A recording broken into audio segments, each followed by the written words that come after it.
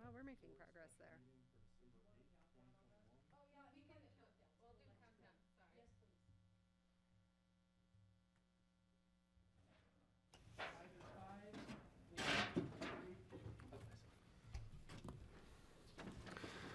All right, call to order the December 8th, 2021 APCHA Board Special Meeting. And Cindy, please do a roll call. Okay. Allison? Yes. Carson? Here. Skippy? Present. Rachel? Here. And Kelly. Yes. So right now we have John out, Francie. Oh, John's on. John's on. Thank you, John. So John's on Zoom. Thank you, John. Francie, I believe, is out. And David is coming, but he's going to be late. Okay. Thank you. Thank you. Okay. We will move to public comment. So with public comment, we have a 3-minute time limit. And we had some pre-notifications. The first one I had was Landon. Is Landon? I'm Landon. Come on up, Landon. And if you would, just please identify yourself, and you've got 3 minutes. Thank you. My name is Landon Hartstein, and I'd like to start by thanking the Board of Directors for all that you guys do facilitating low-income and affordable housing. It's really helpful, and it's a benefit to the community, and I personally have benefited dramatically from it, so I want to say thank you for your service. I've come before you today to make you aware of a culture of fear that is pervasive at Truscott, Castle Ridge, and maybe all of APCHA. I live at 31 Truscott, and I'm coming to you as a concerned citizen and a tenant. There is very much a feeling of do what we say or else living at Truscott. And or else usually means or else we won't renew your lease. After talking with my neighbors, I've come to discover that I'm not the only one who feels that way. I recently shared with Cindy some of my experiences living at Truscott and how it's left me feeling that my lease would not be renewed. A feeling like I'm walking on eggshells with the property management and with APCHA. I wanted to change that. I wanted to feel safe and confident to invest in my home and my community here in Aspen. Cindy cleared a lot of that up for me. But when I got home, there was this notice on my door saying that the property management is going to take away our guest parking spot. This flyer reads like a list of ways to get your vehicle booted.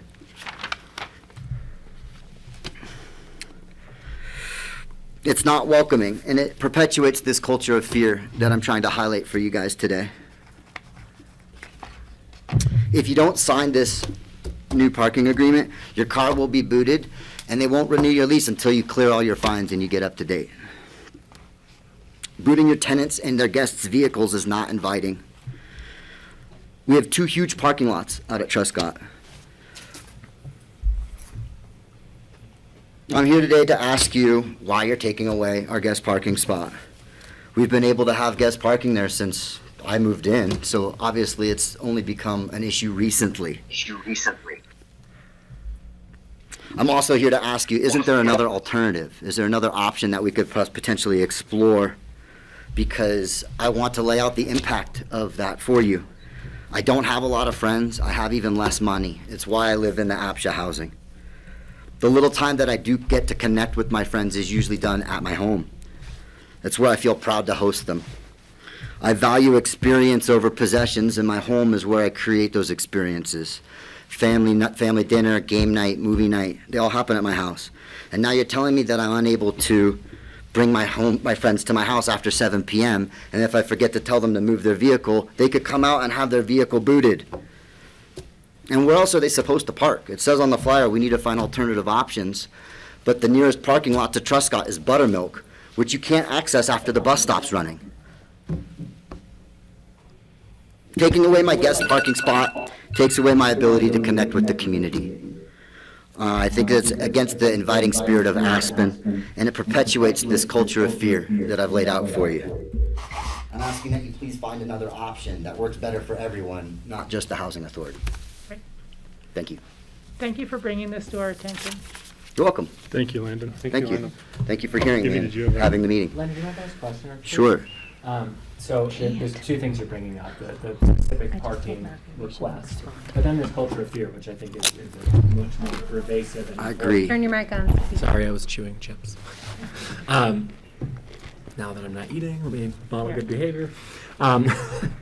So you're talking about two things, the specific request around parking, Right. but then this more pervasive and broad sort of culture of fear that you're observing. And I think that's something that we as a group have talked about, really trying to shift, to bring a sense of compassion and community into the services that we deliver and the operation we run. And I'm wondering if you can help us understand, where is that feeling coming from? What are the experiences that residents are having that are leaving them with that conclusion, so we have a better sense of where to focus? Thank you so much.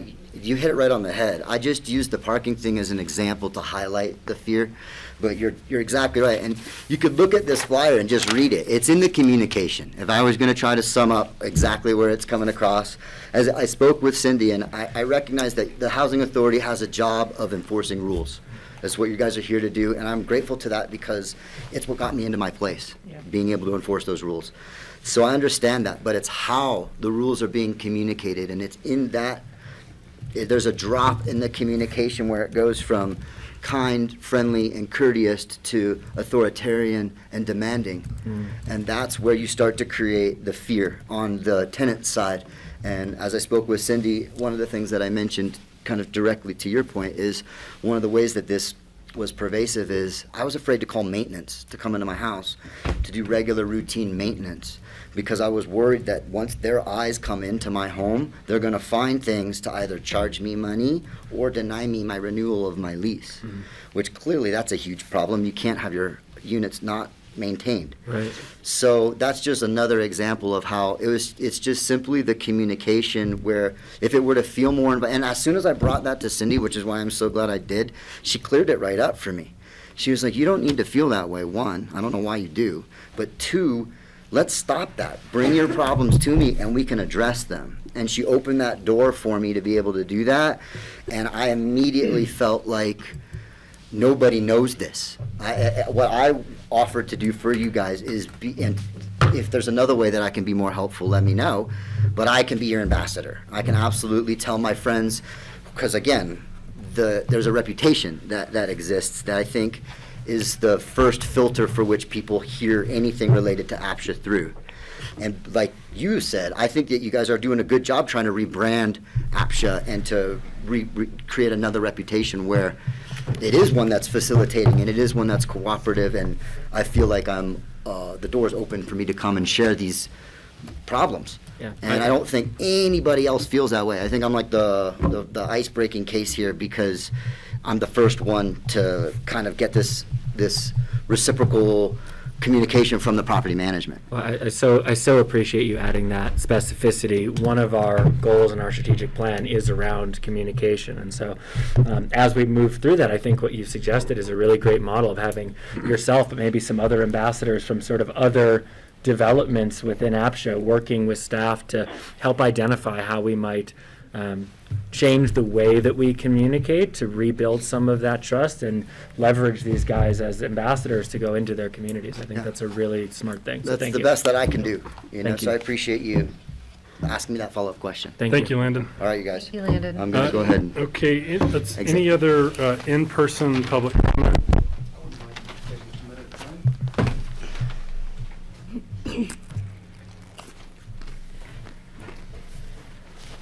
And then we'll get to the online commentary just after we've got one more person here in person.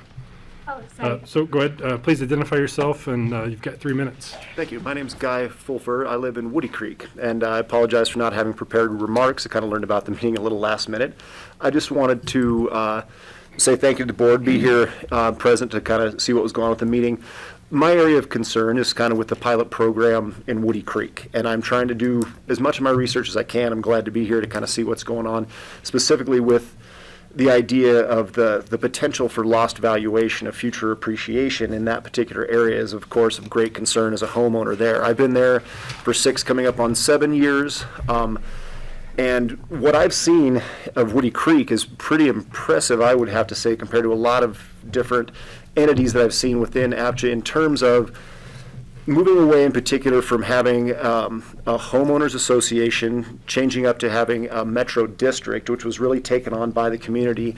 I served on the board there in the metro district for a couple of years in a treasury position, learned a lot about the history and what had gone on in Woody Creek, and really in the last several years, especially since that transition, I've seen a really nice change in the neighborhood. There's been a lot of recent improvements. We've got a great playground structure. There's quite a sense of community that's kind of come about because of this. And these are all things that I feel like have really come about because of the residents of Woody Creek without too much APCHA subsidy, if any, that's really gone on with that. We have set up our own capital reserve program that we're putting into on an annual basis that continues to grow. It's a pretty good situation.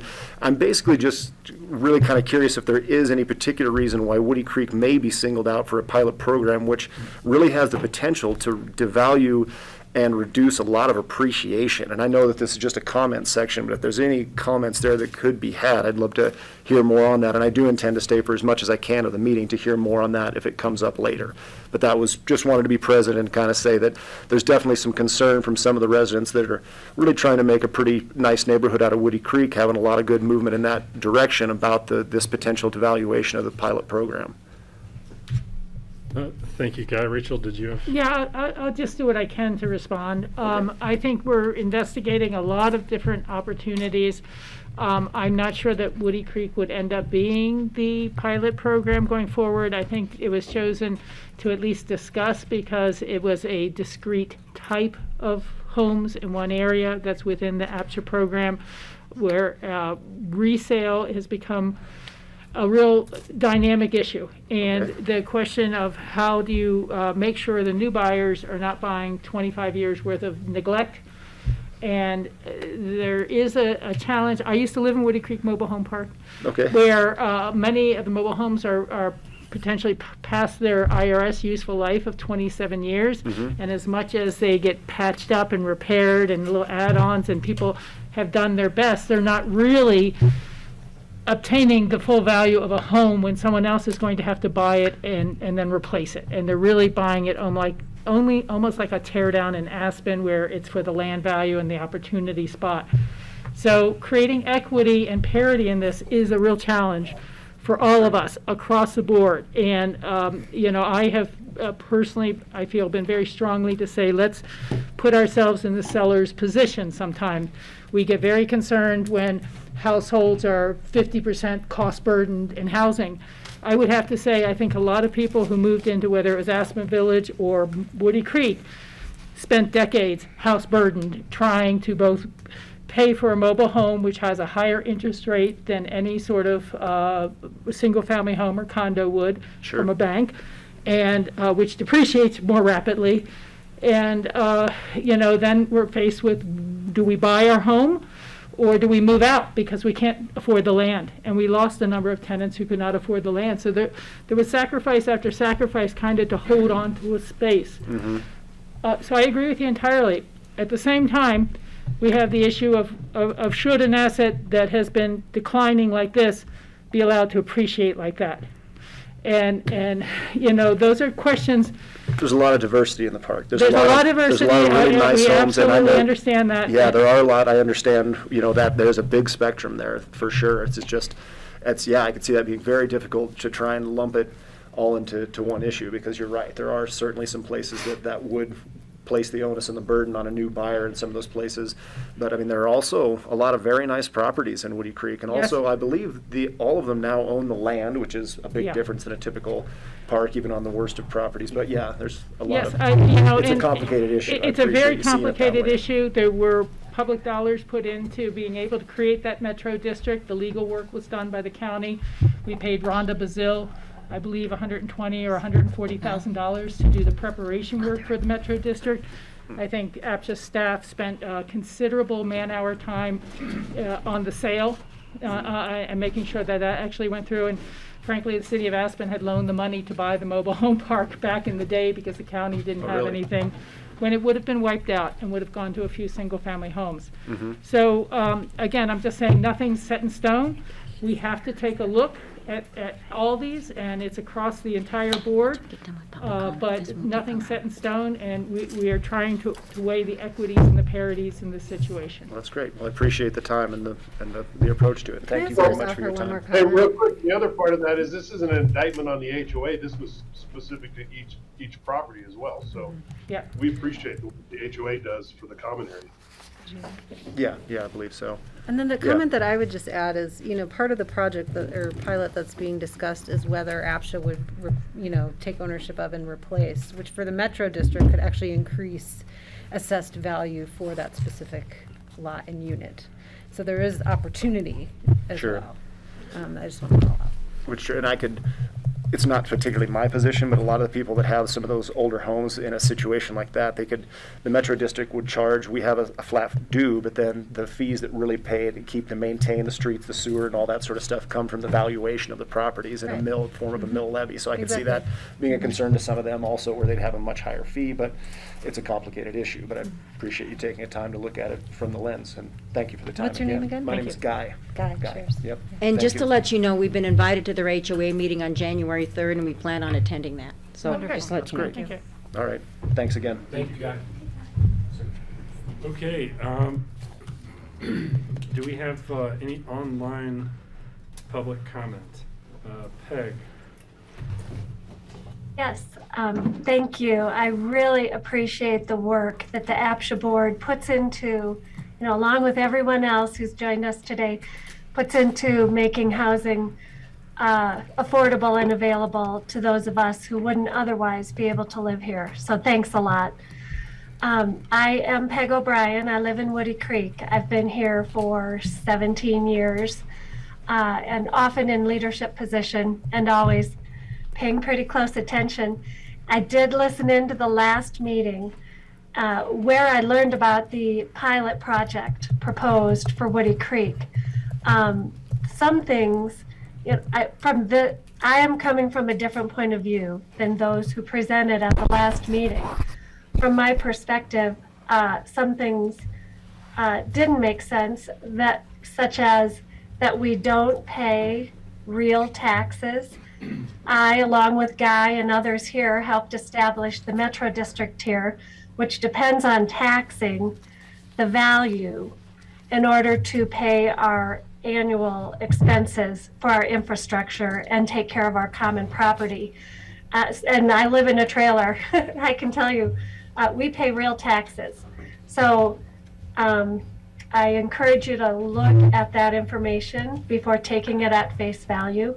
Another thing was that the walk-by assessment, putting the valuation depreciation into 3 categories, concerned me because, as Guy pointed out, it does not take into account the value of the land beneath the mobile home or the prefab home, and the land that we own does include all the value we've all put into the infrastructure, the common property, the streets, all of it we paid for when we bought our land. And big thanks to the county for helping us pay for the legal fees to establish the Metro District. I believe, it was either 120 or 140, as Rachel said. Without that, we couldn't have hired Rhonda to get us started on a Metro, which gives us a lot more stability to financially take care of the infrastructure, which here in HOA was just really struggling with collections and other things. So we're in a lot better position thanks to the county's help on that.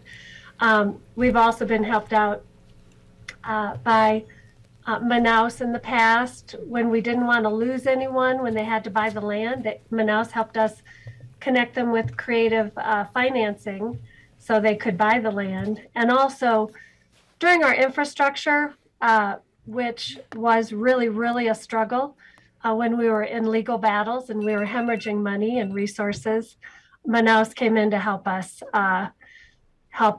wrap that up so we could move on. I did not see a presence of APCHA when we ran into all that trouble. yeah, I am not aware, other than holding our land, so the bridge loan, which APCHA was then made good, which is huge. And there may be other ways that APCHA is subsidizing here, but I am not aware of them, and I'd love to see more details on that.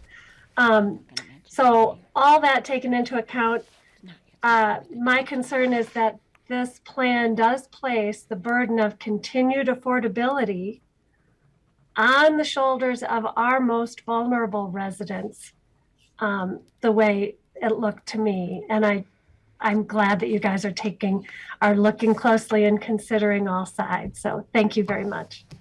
Thank you, Peg.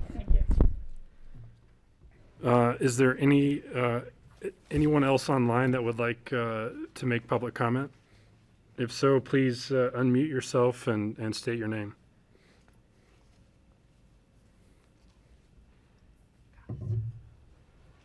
Gus Phillips, Woody Creek Metro District. Okay, President?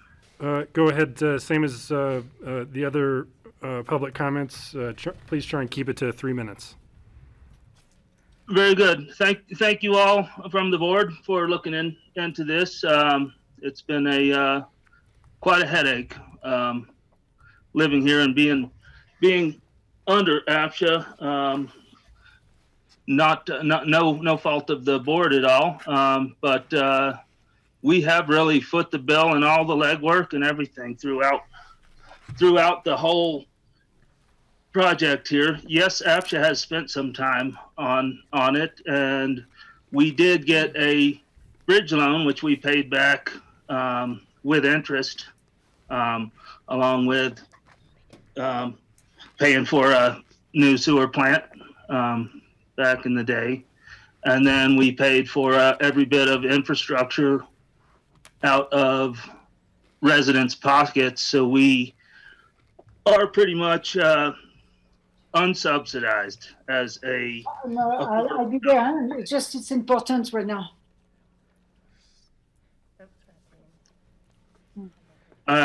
Unsubsidized as a community here. The people here have paid for everything that we have, and it does just feel like an oppressive thumb, especially if we're being told that we were promised we wouldn't lose money in this deal to buy into the neighborhood, and now deciding to run a program which just rumor has it that it's just unilaterally lowering whoever they feel like's value, whereas the community certainly can bear it, and the true values here are well more than they were at the formation, and have increased if we were allowed to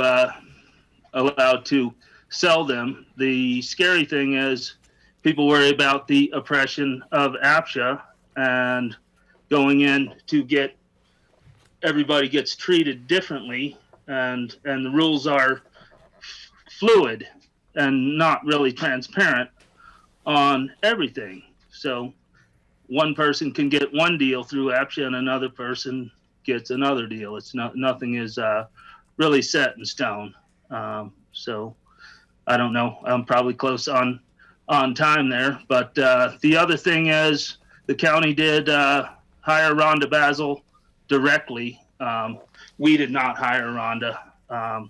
So they did explore and help us explore the Metro District and come up with a service plan that we ended up voting in with a great majority of residents here voting for it. But that was not really it was a big help that the county spent it, but it's not really a direct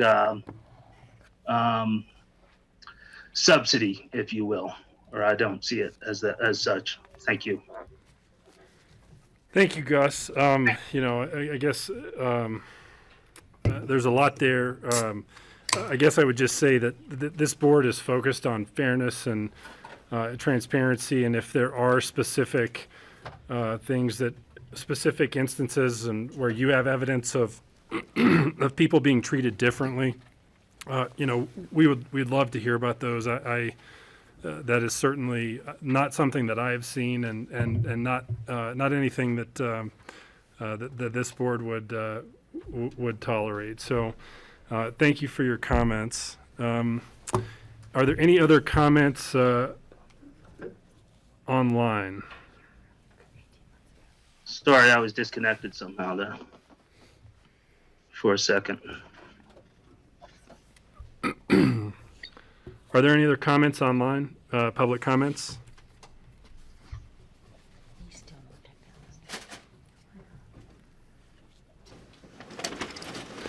Hearing none, we will close public comment and we will move into the executive director's comments and a staff update. Good evening, everyone. I'm Matthew Gillen, the executive director of APCHA. So just a few updates for everybody. The most tangible thing is we now have printouts of the buyers and sellers guides in Spanish, which is part of our overall efforts to reach every facet of the community here in the area. So I'm committed to getting as much as we can in Spanish and reaching out to the community. And this is part of the effort. This was started long before I got here, but we're very pleased to have it up here. So yeah, it's great. That's great. Yeah. The other thing, we sat down for a long meeting with our communications partner, who are based in Denver, last week, to develop a 2022 communications plan. I'd like to do a much more aggressive reach out to the community to tell everybody what a great job APCHA is doing, and also highlight our efforts, and also take an opportunity to really respond to the community so we can clear up misunderstandings and people can give us direct feedback. So that's going to be an ongoing effort, but we've kicked that off, and I look forward to seeing what we come up with for our communications plan next year. And while I have the floor, I'd like to assure everybody that our regulations are available online. They're all right there for anybody to look at. And again, before I got here about a year ago, we changed the name from guidelines to regulations, which shows that they're not suggestions, they're not arbitrary, there aren't exceptions. Those are the rules, and they are now guidelines. So if you want to look at them, please go to the APCHA website and let us know what you think, and we're happy to if there's something isn't clear, we're happy to clear it up, or if there's anything else, just let us know and we'll have a look. But it's all right there. Great, thank you. Diane, do you have anything else while you're here? Okay. That's great. Thank you. Thank you. Okay, so then we will move to the consent calendar. So, can you Wait a just second, Cindy, signing you up have for some- notification sales. Oh, There sorry, aren't please. any rentals this week, and there's nothing new for us to list this week either. Just a reminder to go on our website and sign up for notifications, so that you get those when they do come up. Thank you, Cindy. Yeah, actually, I wanted to make a comment on this section and more of a question. I try to look at the website on Monday, that we are told all new sales listings are posted on Mondays. And when I looked at it on Monday, there was a rental listed, and it was the category 1 at Smuggler Apartments as a rental available, and it's a super low category 1. But what struck me as a little odd was that it was posted on a Friday. It was posted on a Friday, and then the application period ended today. And I know that rentals come up and go very quickly, and I understand that, but it feels like there should be some sort of consistency of everything is posted on Monday, or everything's posted on Friday. Everything is posted Friday after 5 o'clock. Friday after 5 o'clock. And for rentals, the deadline is Wednesday at 3, and it always has been. That's been Okay. our procedure. So there is a set procedure for our advertising our rental units. Well, I just wanted to ask because I was under the impression it was all on Mondays, but it goes up No. on Friday. Goes up on Friday after 5. Of any type of rental or ownership. Right.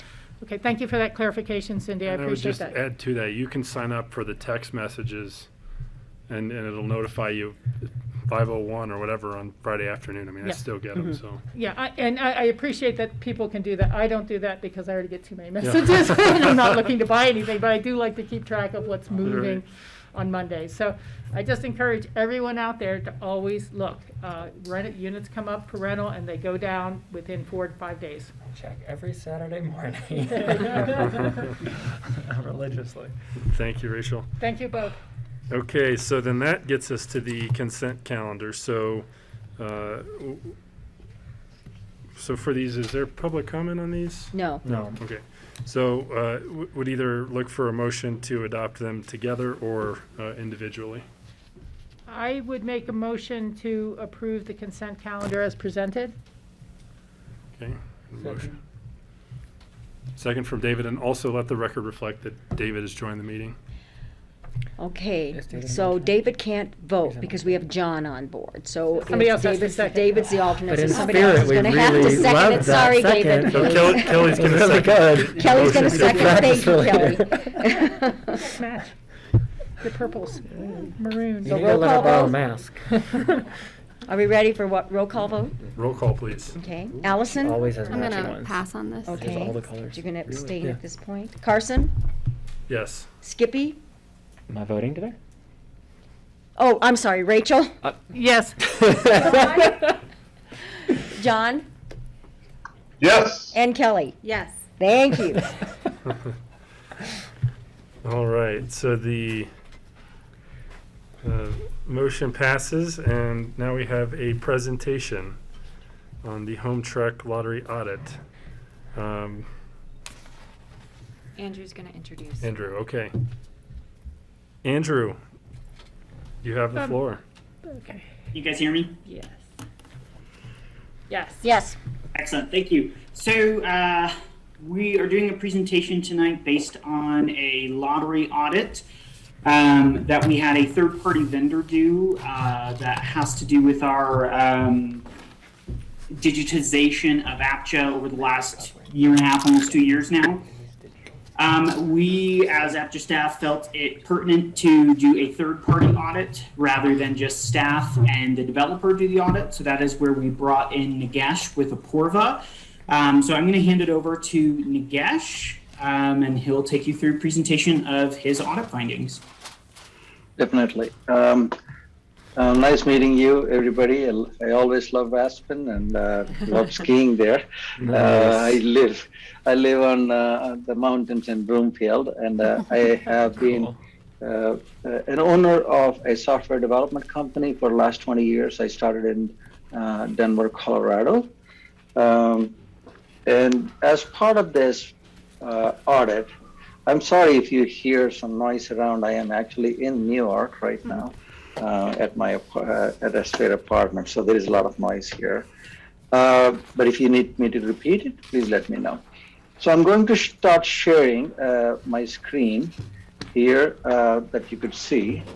What we try to do is, like I think previously mentioned, we are looking at a regulation and trying to see if that regulation has been implemented as written so that the system is functioning according to the regulation and in compliance. So I have a small statement about why the regulation is established, and anybody who wants to get to the link of the regulation directly, it was updated last September 1st. You can click on this link and update it. And what the purpose of this is, as mentioned by Andrew, is this is an information system. So that means it automates your regulations, whatever you have written here on the right-hand side. And it uses a platform called Salesforce. It is a very reputable platform. It allows you to implement things faster and minimize regular programming errors. The only thing that we have to check for is the logic programming errors. So that means when we put some condition there, did that condition meet and move to the next step or not? So that's the reason this platform is very famous for its flexibility as well as reliability. Using that platform, there was a company, the third-party developer, has implemented Hexaware, and I wanted to tell everybody here that I have no interest, financial or any other interest in Hexaware, so I'm totally an independent company. And I have read through the policies and procedures, and I have a team of people. We are a 45-employee company. And I sat with my team, and we've gone through these things and reviewed the lottery process and figured out which part of it is actually bid submissions and runs the lottery and gives the results. So I'm going to give you an overview of the entire lottery process so that you understand where we come in. So as you probably know, this is what APCHA does, goes through the sales application list and looks for unit posted for the sale or bidding that is open.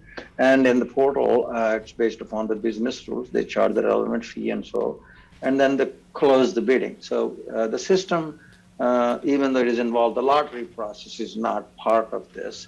And then staff verifies whether if the listing was correct or incorrect.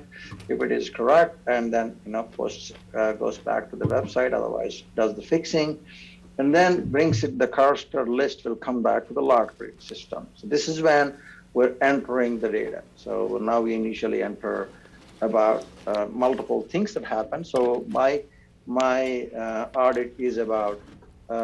Do we have correct means to enter the lottery, and does it run the process, and does it generate the results the way that it is anticipated out of the regulations? So I will be focusing upon this part and this part and that part. So there are three components that we will be looking at, and that whole algorithm I actually wrote down. What happens inside the system. So it actually creates a person record. So this is the people who are participating in the lottery, and then there are the units on the right-hand side that are contributing towards the lottery, that these people are trying to buy that one. So we actually creates a person record, and if there are additional dependents, all those people are all created on the left-hand side. Simultaneously, the unit records are created. And the case for whether the person qualifies or not is there, and the case for whether the lottery should be the listing should be put it in there properly or not is in there. So I'm actually putting, as I go through the flow, I put in sections A, B, D, E, so that it's much easier for you to follow the later sections of the presentation. So during this process, again, staff verifies this. This is where we talked about where we want to make sure anybody who's applied actually qualify, and nothing that disqualifies them are part of it. And then on the right-hand side, you'd see that simultaneously the lottery dates are all published. So then we start enrolling the bid. So that means we start putting, I have a screen to show you how that enrollment happens. And then the priority numbers of chances are generated. So there are two things that make the probability of winning increases or decreases. One is called priority, and the other one is called number of chances. And that one comes straight from the regulations as defined. So there are things, if you go through it, there are things called lottery chances, and based upon certain conditions, these are not hard numbers because there are other conditions that go through it, that lottery chances are defined. And for each set of type of unit, the priority is all, and based upon the who is applying for it, the priority is also defined. So that's what makes it, the better the priority is, the more chances you have, it's the more probability that you are going to win. So the number of chances is nothing but you buying 5 tickets instead of 1 ticket. So that means one other ticket is going to hit. Priority is about where you get. So that means, are you the one that's going to be utilized to draw, or is somebody else is going to be? So the priority is a little different from the number of chances, even though both of them are acting towards enhancing it. And then the last one is about running the lottery. The key thing about running the lottery, I mean, you're not sitting in front of, the machine where you're pulling out the things. You're sitting in front of a computer and you're clicking a button. So to keep the integrity of it, we tested it multiple ways to make sure that once everything was set up, that button can only be hit once, and after that lottery is done. So it produces the results. So that means you will go back to this list-generated outline results possibility. So I would like to pause at this moment, and I wanted to see if anybody has any questions, or Andrew, if you wanted to add any comments to it, please let me know. Okay, Nagesh, looks like we have a couple of questions here. Kelly, go ahead. Hi, Nagesh. I'll turn my video on so you can see me. Thank you. And I guess I'm a basic question about when these lotteries are run, thinking about priority. Is a separate lottery run for all first priorities? Or does the whole lottery incorporate the varying priorities that are in the applicant pool? Go ahead, Andrew. So it's all one lottery is run simultaneously. Those priorities are there to set the applicants within those sub-lotteries is probably the most kosher way to explain it. So all the priority ones, we know where they fall, but we'll see anyone who's in priority 2 through 6 as well if there's that many priorities, so we can see the full breakdown of any person who's entered into a lottery. Our current system allows us to run one lottery at a time per priority. So if someone was a lower priority and not in that top priority, didn't meet the occupancy, etc., their name would not be showing up on the current lottery results that are run via the Access database. Whereas this new system allows for every single applicant, regardless of their priority status, to see where they would fall. Okay, great, thank you. Rachel. I don't understand that entirely. Does that mean somebody who's in a second priority for occupancy purposes or whatever would then be in this lottery and they could be drawn out first? No. But they would be drawn out first perhaps, but they'd be told they really can't buy the unit because they're not in priority. No, so what would happen, Andrew, if you don't mind, I'm going to try this. So if, let's say, there's in-complex bid and there's a non-in-complex bid. Okay. So that is going to all run in one lottery, but the first folks chosen will be those in-complex bids. And so, for example, number 3 could be the next person in the second priority.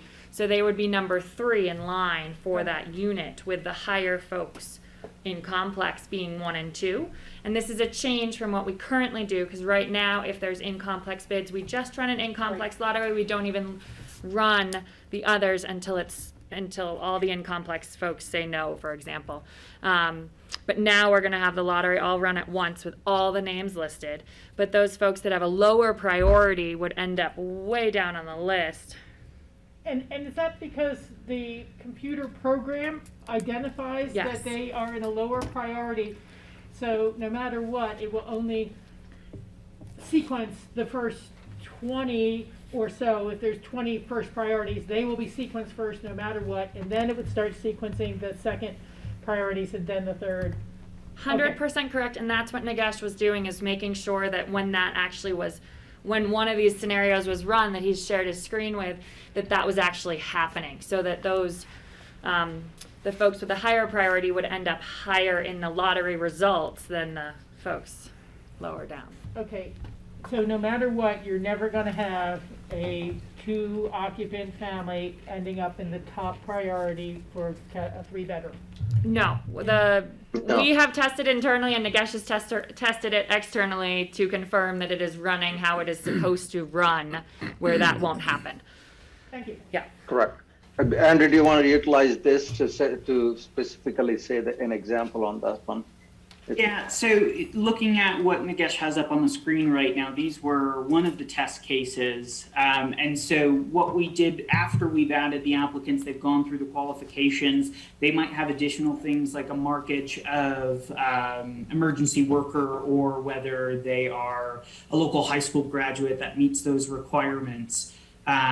or an in-complex bid, for example, as Bethany had mentioned. So if you look at where it says expected results, that is where we're looking at those rankings. One thing I'll note is the second one that says priority 4.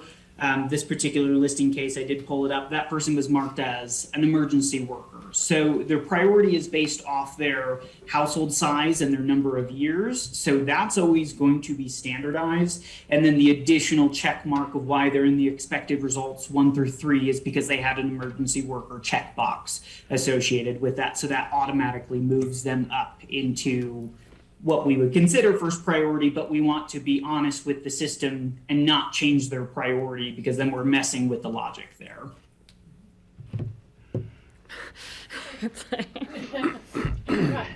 Great. Any other questions before we continue and conclude this? I don't see any other questions. Sounds good. So what we have done, we actually started showing the results so that are useful for answering the question here. But I think you just jumped to the forward, and I'm just going to go through the process on how a test record is created. Screen A refers to the A in my flow chart here. So you just have the process of entering a person record here, and then going through the qualification process. I mean, if you have a dependent, you would actually go through the same thing here. And then go through the process of figuring out whether that particular person qualifies or not.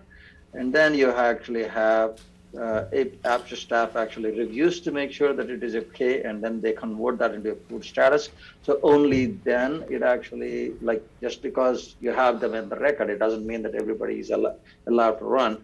And again, you are entering the person information against a specific unit. So it's not necessarily happening randomly, picking everybody in the system. It's only considering the small pool and then putting them in the priority and then running the lottery simultaneously, one after the other, sorry. And then now you're going to the other parallel path I told you about, creating unit record here, and then listing for the lottery, and creating the property details. I just wanted to show you that, we have gone through every screen here, and we enroll the bids, and then prioritizes the number of chances starts coming in, and you just click the lottery, and you can have fun only once. You can click it, and then there are no sparkling, nothing coming out. It's just a simple run the lottery. It's a very boring one. But at the end, you would actually get the test results. I actually created several test results, but I put together in the report the important ones that you wanted to see, like a 3-bedroom with different possibility of chances. So you'd actually see, the number of adults, 2 dependents, the total work experience is 5.8. Their priority is only 1, and that because of all of that, their expected chances is 5. And when we ran the lottery, and it actually, so the system actually identified, this is expected is based upon the regulations, and actual is what system has given before running the lottery. And after running the lottery, just because, again, lottery does not measure and figure out where you are, so the highest will get, it's not an algorithm, lottery is a chance. So there is still a component of chance when everything is equal. For example, here the priority 1 and number of chances is 7. There is a possibility that this person is going to get 3 and the other one gets 4, and it's vice versa is also possible. So that's what makes it a lottery. When almost everything is equal, you have a chance to win versus the other. For example, here, priority 1, 6 actual chances. The actual results, one person got 1, the other one got 4. That's what makes it a lottery. So it's otherwise you should be thinking, wow, why did this person get a 4? And there are more chances for this person. Why did they get a 3? It's because it's probability and lottery, not definitive science, the algorithm. Okay, and that's what regulation said. We're going to use a lottery process. Andrew, any comments? Yeah, one thing I want to clarify again, just so that these make a little bit more sense. Nikesh, if you scroll up to that first case again, just another Yes. one where you see, oh, Sure. priority 1, but their expected results were 4 to 5. Yeah. If you look at that line, they're BL 323, they're Yeah. under or they're a lower priority because of their bid price. So the system's still calculating their priority correct, but because they bid lower than the maximum sale price for that particular unit, that is why their results are lower than, someone, or why they're not in that top priority, and why they're not expected results 1 through 4 is because of that bid price. And similarly, for the one right below it, they're even lower because of that bid price of 2,000. Okay. Okay. Real quick, I think we have a question from Kelly.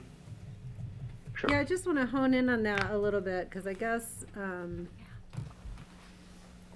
I think my assumption was that people would have to bid the price, and, at least in the first, offering of the unit. Our regulations are written in a way that they do not have to meet the maximum bid price in that bid, with the knowledge that they will be a lower priority than anyone who has bid the maximum sales price or above. Is that And clear Cindy, I though? don't- I'm not sure, if you're going through filling out the form, if you wanted to look at the form for when you do the bid, that, is something gonna shoot up to you and say, Yes. your Yeah, there's a priority will pop-up be that- lowered here, your chances, your opportunity Not to full price win. bids will be Yeah, assigned a lower. yeah, that's all. I just. Yeah, so what in the built process with of the system- application that someone's filling out, I just think that, because someone would be like, hey, well, maybe I'll win and, $10,000 less. Why not? Yeah, so Kelly, on that point, on that bid, if someone enters in that price into the system via HomeTrack, there is a pop-up that says, hey, if you are going to submit this bid at this price, it is lower than the maximum sales price, you will be a lower priority. So we do have a pop-up built in that specifically states, you're bidding below this, you are allowed to bid below this, but just as a heads up, you are going to be a lower priority. So that is before they submit the bid.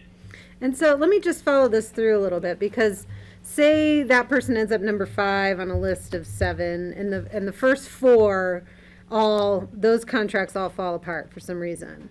So the seller didn't really have any opportunity in that. There was no negotiation with the seller to accept $10,000 less, because they bid less. The seller has an option to accept it or not accept it. So it's not, the seller doesn't have to say, sure, I'll take 10,000 less and walk away. We can put it back in lottery. Or would they be able to skip down to the next person who? No, might then be there won't number be another 6 who offered person. Full price. They wouldn't have offered full Yeah. price. Everyone that's Yeah. offered Right. less Will be is lower at the down. bottom. Okay. We've sometimes seen lower prices at Woody Creek, where people Sure. bid below, and those are the ones that are chosen when it's kind of spiraled Yeah, down. Those are okay, the ones I under get my it. tenure I've seen of And I my could get, as a experience. seller, if this is going on for a year, you might be like, screw it, I'll take $10,000 less, let me get out Yeah. of this thing, but, Right. yeah, okay. Thank you. So, Real so quick, we I have think- done that. one more question. Allison, do you have a question? I thought it was over. I'm sorry. Okay. If it, Go ahead. you might be getting to this, I guess. I don't want to spoil a surprise, but so how many times did you run this, and was it 100% perfect every time? Yes, we actually gone through several scenarios, changed the price and kind of put extreme conditions and all. Again, this is not an automated run, right? So we have to manually enter different test case scenarios. And we have gone through at least 50 different scenarios where, what if all these prices are the same versus, that was another example I showed here. And then what if everybody got same work experience but different things? So we kind of muted noise from the other variables and kind of made everything equal to see does it really impact that way. So yes. Did you did you run it with 70 applicants instead of 7, or did you mimic some past more realistic bids? Yes, I mean, that condition will come in. Yeah, the answer is simply as yes. But again, that's also falls under the performance of the system, and because it's a Salesforce system, you won't have such hiccups per se. Because usually what happens, you see, there is a hiccup in the process, and then program got stuck, and then it gave an error and all of that. Because the Salesforce platform provides such robustness and reliability, we won't have to worry about at least 70. Okay. In that case, then I think I just have two comments. One would be that I guess just having, it sounds like nothing ever is going to go wrong, but having discussed that prior to it happening. So if at some point there was a, list of results and someone said, hey, my name's not on that, the automation somehow went haywire, having it prior to that, having something set up so that we know we always rerun it if something is wrong, or we give them, what is that process? Because whoever won, if they find out we have to rerun, they're going to be devastated. And whoever's name was missing from the list, they're going to be devastated. And so some sort of formal catch-all, especially in the first year, right, of this system working. That would be my recommendation. My observation is kind of your yellow button here, the lottery run. Mystery is what the public's actually curious about. Like every other shape and color and square, I think runs as planned. Most people get it. I don't think you get priority 2 bids, right, like ever, or with people being confused that they are trying to get a 2-bedroom for a single. They know they're trying to get something that's not top priority. None of that seems confusing, but that magic button, I think, is where we hear distrust or we hear mystery. I think that is going to be the part that's the hang up as people kind of inspect our system. Andrew, did you have something on that? Yeah, I wanted to speak to Allison's first comment with regard to a review process. So we have built into the system that after that run lottery, there is a review process for staff to go through to compare the lottery, or sorry, I should say the bids we received versus the lottery that is showing up. We do also post people who are going to be a part of the lottery onto the website. Again, I know that doesn't answer to what happens if they are removed from it, when the system runs it.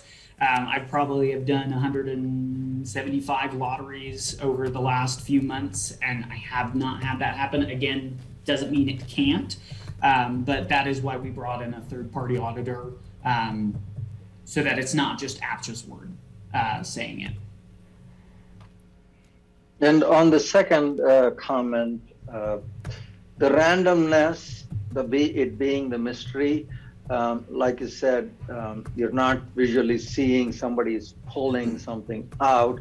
It's because in a computer program, you just ask, give me a random number between this and this, and computer gives it to you. And how it calculates is based upon like even the date, time, millisecond of the computer that is sitting somewhere else. So it's truly randomized. So even though we are programmers, we have not programmed this particular one, but we have programmed in our life. And the way that random functions, what happens behind that random function, not even programmers know that. It's kind of, the reason programming does that is so that we don't bias it, right, in one way or the other. So it is kind of a mystery, and it is there is a good reason for it to stay mystery.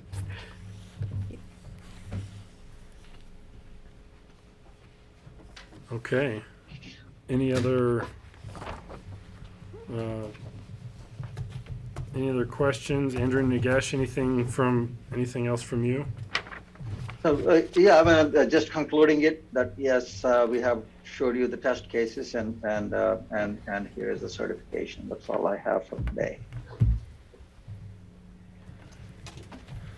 Great. My Well, only kind of follow-up comment on that is, what does it look like for APCHA going forward?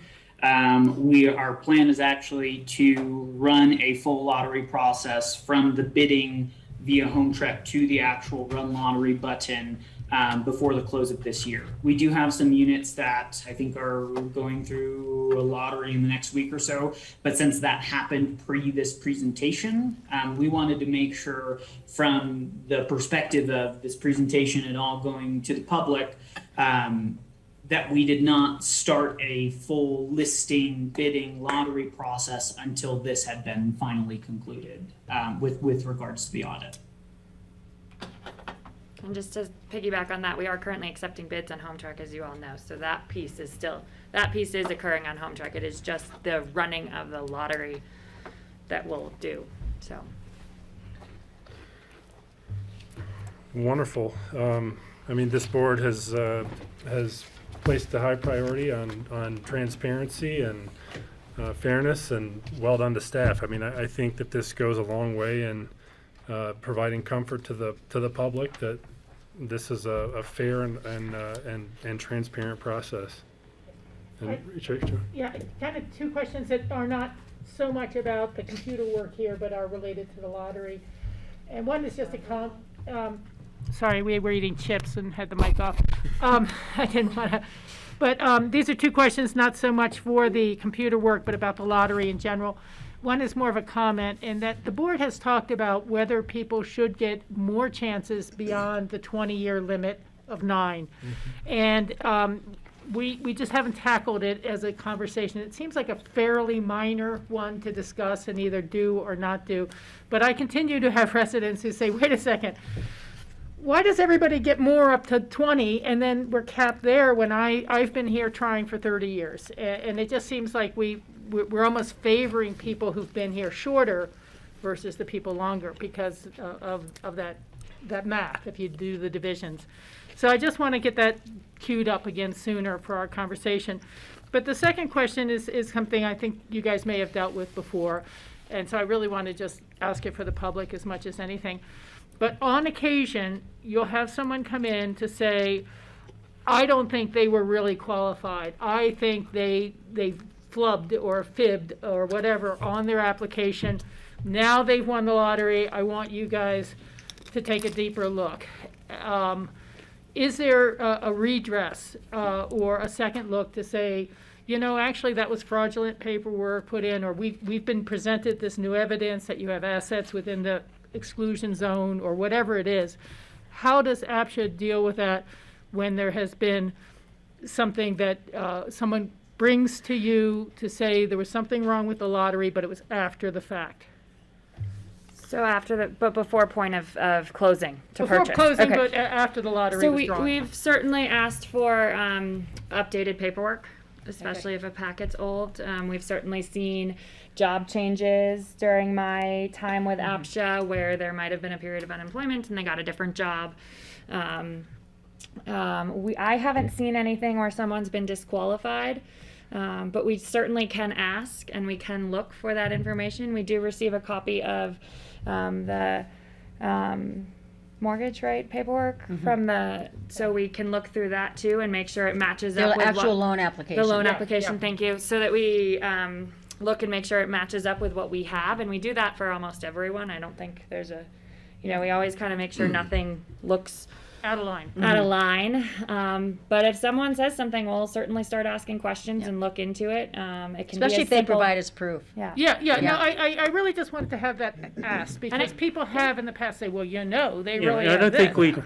I don't think we'd hold everything up just based on a poison pen letter, but if No, there's no, real absolutely. if there's real evidence, and there is a button on the APCHA website for anonymous feedback, which would be the appropriate way to do that. So we take the whole totality of the experience if there's real evidence. But the most important thing, which I think Bethany and Cindy are stressing, is that we do a great job on the front end to make sure people are qualified. I mean, that's the important part, is doing a fantastic job on the front end, which is what we do. And if we have questions or concerns, we'll address them. I agree with that entirely, and I believe in all the people you've talked about entirely. I just, as we were talking about this, how do you address these things that are out there? That's one that occasionally comes up, and I think it is just people making rumors or And then- insinuations, just like a certain amount of the investigations that are done on compliance are found that, yes, these people are in compliance. They might have a different deed restriction than you have or something. Well, and right now what we're seeing a little bit based upon one of the previous regulation changes is we're seeing folks say they should qualify for a higher category, not the lower category, because they want to bid on category 4, so they want to be a category 3. So it's been interesting having those conversations too. Based upon the information you provided, you're actually a category 2, but if there's more information than that you didn't provide, yeah, that Well, puts and you how does into that a sync different up with category. the fact that qualification is based on the year prior? You know, because, you know, here we Yeah. are at the end of the year. I mean, a lot could happen. Yeah. You know, so what do you guys, how do you handle that? You know, because your loan application in November could look very different from your qualification from December 31st of last year. And so we take that into account. Like if your loan application is drastically different, I mean, we look at the jobs and we make sure you're still in the same category before you can proceed forward, or if it's one category up, you know, allowing you to still bid. So the current information would be most pertinent to that person's ability to close rather than, you know. I mean, we look at the necessarily. previous, we look at, you know, our stuff looks at look back. So that is what wins. And What we suggest to people, especially in January 1st, provide us with your W-2s, especially if you think your category has changed. Provide them to us as soon as possible. If we don't need a whole packet, just bring us your W-2s and we will readdress your category at that point in time. Okay, I guess I was thinking of the other direction, like if somebody, you know, income or, you know, inheritance or something, assets or something over a year really changed significantly, that they might be getting a lower category Yeah. unit. And we've talked than, about, you know. you know, requiring a complete new qualification packet if your application's 11 months old and you win on that 11-month. Or I wonder if there's maybe like a different, like a percentage difference or something. If your loan application shows an asset difference 50% higher than last year's earnings, like maybe there's a threshold that, like that would be appropriate. I don't know. And we can look at that. I think at some point we have to hold that qualification packet holds for a year, and as long as they're Sure. still employed and nothing, you know, Yeah. drastic, then we want to give people the benefit. Yeah, sure. So- I get that. Thank you. Of course.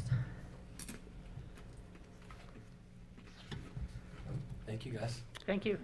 Hi, nice to see you, Andrew. Thanks, Nagash. Thank you. Happy Bye. holidays. Happy holidays. Yeah. And I will just add that if you have a concern and you take it to APCHA staff, you might end up on the board, because that's how I got here. Oh, I got someone in mind then. But if, What was his name? Landon? Board member.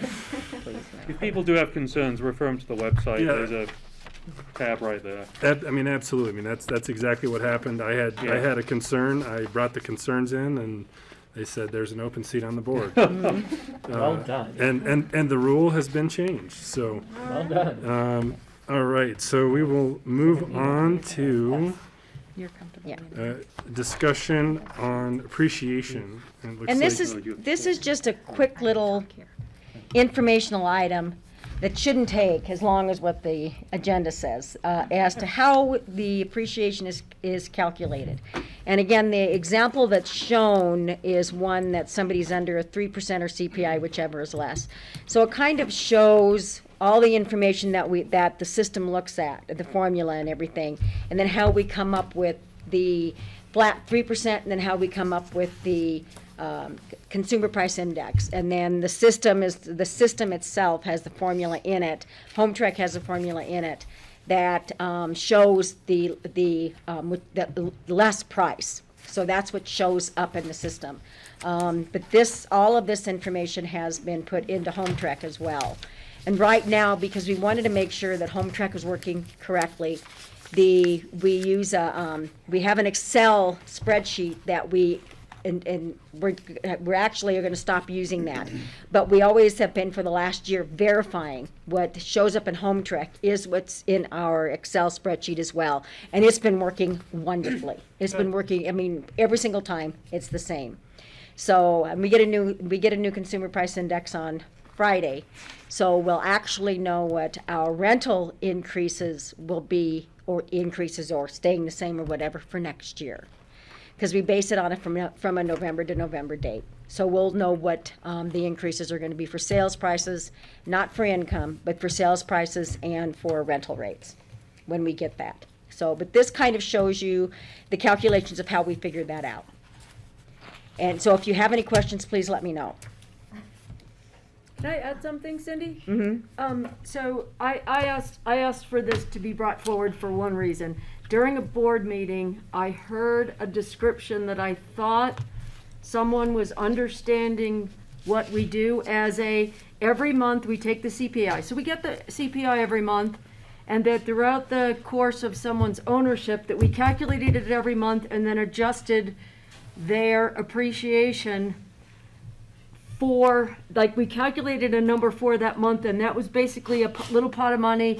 And then the next month we calculated what that month's appreciation was, and basically while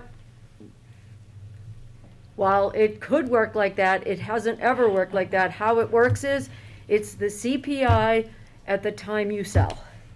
So if you sell right now, if you're under one of the deed restrictions that says 3% or CPI, you're gonna get 3%.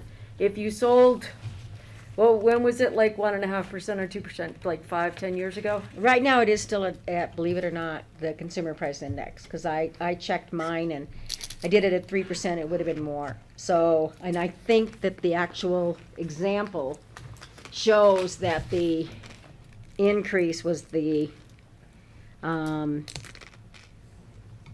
CPI. So, CPI is still running a little less than 3%. Oh, okay, so it's less than that, but years ago, it was like at 1% or 1.5%, and if you sold it that time, your appreciation would have been that for the whole period that you owned. Okay, that's really, Just so whoa.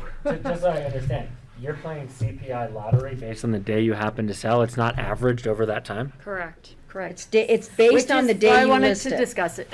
Okay, that feels crazy at first glance. Yeah, because so you're saying, I mean, we've had some times of negative inflation or stagflation. So if you owned your home for 30 years, but you had to sell the year that we have zero inflation, you would get zero appreciation. No. Well, you, Okay, no, this is what I'm trying to say. It's the CPI, the year that you sell is how your entire ownership period is calculated? The difference, if you look on the calculation, you take based on the consumer price index, you take from the consumer price index from when you bought it, Okay, and you take the consumer price index of when you sell it. Mm-hmm. And that comes up with, and I think And that you that do- comes up with, and this has been from day one. Okay. I don't know how they came up with this formula, this is just the formula. But the consumer price index is you take what you purchased it for and you divide it by the consumer price index of when you bought it. And then you take it times the consumer price index of when you're listing your property. And then if you have, and then you come up with your maximum sales value. But then if you did capital improvements, you add that onto it. And that's the value that you can sell it for. But just to be clear, to Rachel's point, if you hit the lottery of CPI wrong and either of those variables is zero, the lower number is zero, based on that equation. Anything times zero is zero. Zero CPI is what you're saying? yeah. Yeah. It's the CPI now minus what you've got it there. And it's not a 1%, a 2%, a 3%, or a 4%. So it's like the stock It's a market. 6-digit number. If you see Right. the number down here, it's the number that, and I don't know how they come up with that number on the sheet that we get. Yeah. But like this, and this is the example of the home that I own. When I bought it, and when my sister and I bought it in 1995, the CPI at that point in time from the sheet was 444.6. Not a 1%, not a 2%, not a 3%. The number that was used was 444.6. That's from a sheet that we get. Okay.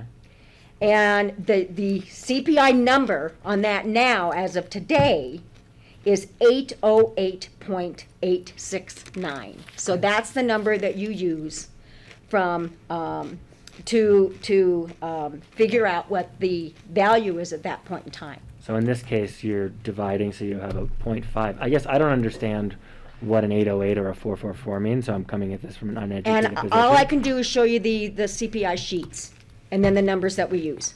Okay. It just seems like there's high variability in that number, if evidenced by nothing less than those 2 data points, and so that you're sort of playing the lottery with the year that you sell feels. Yeah, I mean, again, I'm lost just because it seems like if you take the first example, 180,000 times 0%, because the year But it's before not had 0%. no. It's 3% or CPI, whichever is less. Yeah, So but the there's first years one- when there's been no consumer price index. This is what I'm saying. There's years when there's been negative inflation. What if you bought in a year when the price index came But out the as 3% isn't what this consumer price index is now. That's what it's The saying. 3% is what's in your deed restriction.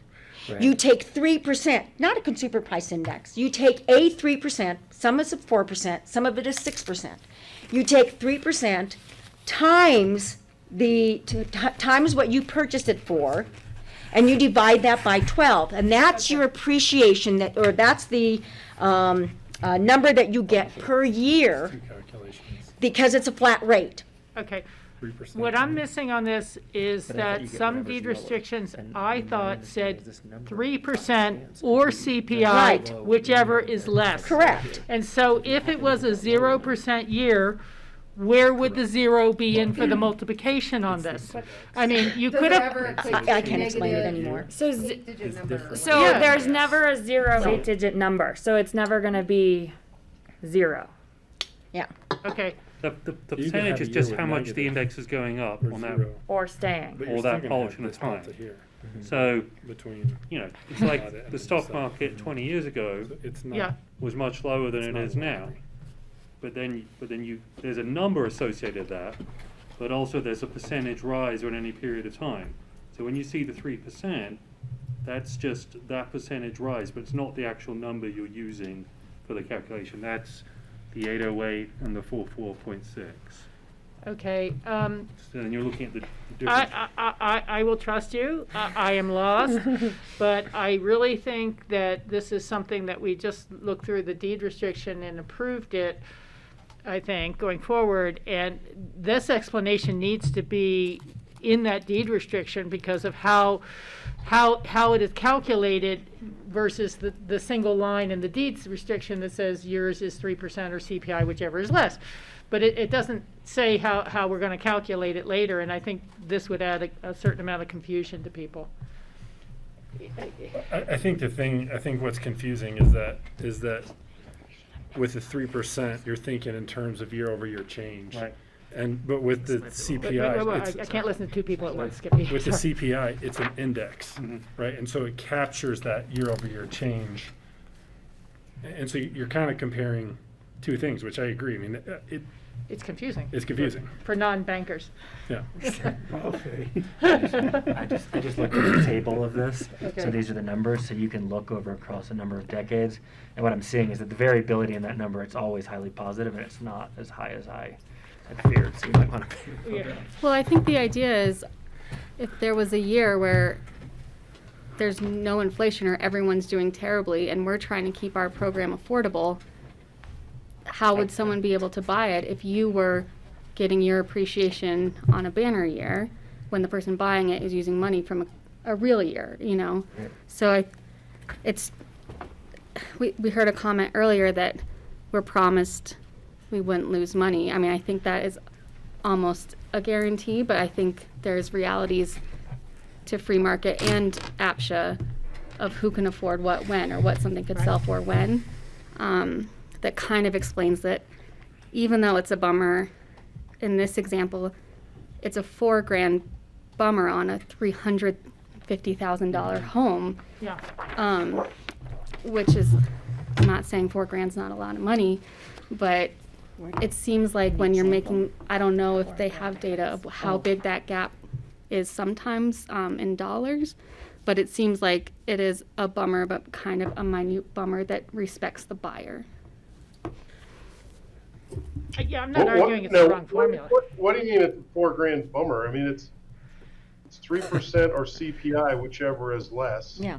CPI was less, right?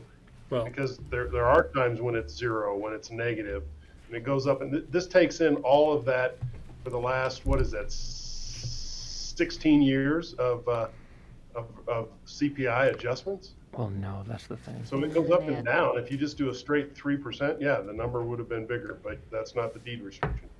And I think the other thing too here is in using the index and not considering the year over year. If you have, like, say, this year where inflation is higher, and in the past it's been lower, right? The index that you're using, you're benefiting from the fact that it's higher this year and that it's lower in previous years by using this method. If someone sold this year. But if they sold next year, No. I'm trying to figure that. The 3% protects it from being 6%, right? The 3% protects it from being what it is today and keeps the numbers. Exactly.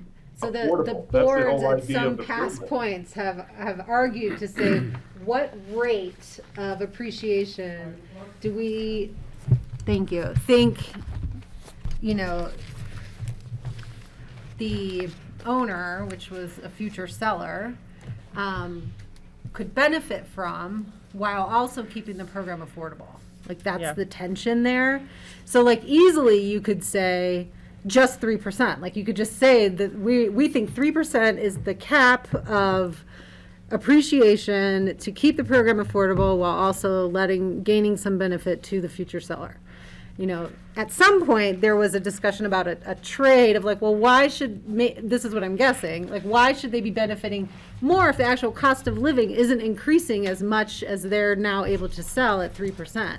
So if the cost of living increase is only 1%, then, keeping the program affordable would match the cost of living over time. Those increases over time is what your appreciation would match. So that's the tension I see between these two numbers.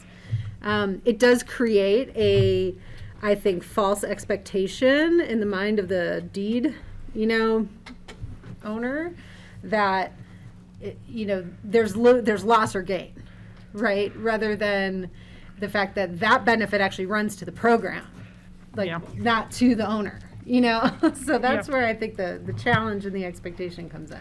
Yeah, and if I can make a real short comment, I think that at some point in time it'd be worth a really great deep dive just on this topic of the mechanics that we've inherited and others had chosen. And I agree with you about a lot of the premises, but when you hit a 40, 50-year point in a program, it's a good chance to look back at your premises. Right. One of the main premises was that wages would be rising along with those. But every time we've had a recession like 9/11 or the housing recession, wages in the community, at least in some industries, have really fallen. And so when competition gets tight, maybe wages for housekeepers and cooks are going up. But when there's not that competition, and I just know a lot of people who were lucky to have a job as their retirement program got dropped and things like that after the last couple of recessions. It just happens. And so, we have had the prices go up, but have those wages for those industries come at all kept close. And we have just a lot of things that are our framework that we don't track what is the construction inflation number, and that's different. But if someone's repairing their house and we say clearly in the deed restriction that appreciation is supposed to be keeping your house up, but if the type of repairs or replacing a stove and a refrigerator are going up at 8% a year, and we've said you need to stay at 3% a year, then we're part of creating that deficit of repairs, and things like that. So I've just said, let's at some point in time say, is this really the right way to manage repairs, decay, appreciation, new buyers, wage equity? It may be as close as we can get. But maybe there's a better model, kind of like the co-op models in New York, or things like this, that return a benefit to the owner. You have the housing, you have the benefits, but we don't end up with this question of, well, we sold you a $400,000 unit that cost $400,000 to construct. We sold it to you for $200,000. We want you to keep it up in repair at the level of a $400,000 out of the limited appreciation we're going to give you. And I'm just not sure the dynamics all really work together of what our expectations are. And I that's think all I can say. Just what I would say with this one. So, just the point I was trying to make, and this may be a little clearer. So, if you had a 15 years period between when you bought it and you sold it, and let's say for the first 14 years, CPI was 0. Yeah. And then in the 15th year, let's just say CPI was 45%. Right, so 15 divided by 45 would Yeah. you would still be the 3% over the life, even though for the first 14 it was 0. Right. Right, so that's my point about with this method, the current inflation, higher CPI, is going to result in higher sales prices. So I didn't understand this number, and as I've been listening to you guys, I think I do, and maybe you can clarify for me, but you know, the way I know of indexes are through index funds, right, which is the average of a criterion set asset over time. And so when I heard we're looking at the momentary number, I was thinking we're just getting that point in time, but now I'm understanding that CPI index number is in and of itself the average over time. Correct. Okay. Thank you for letting me do my homework in public on TV.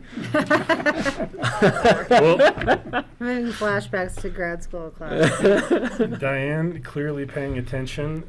Thank you for including this. It's obviously valuable.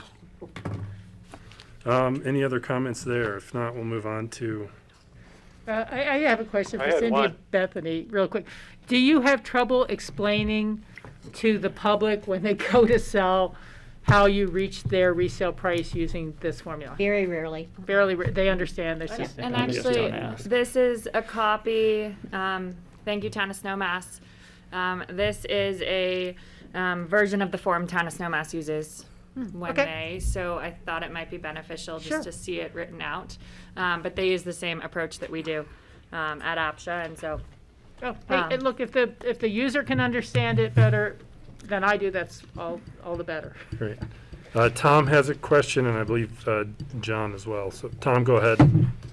I was just going to make a quick comment that given the fact that this has resulted in discussion because of lack of total clarity, maybe it makes sense for APCHA to develop a one-page or two-page policy on how it applies the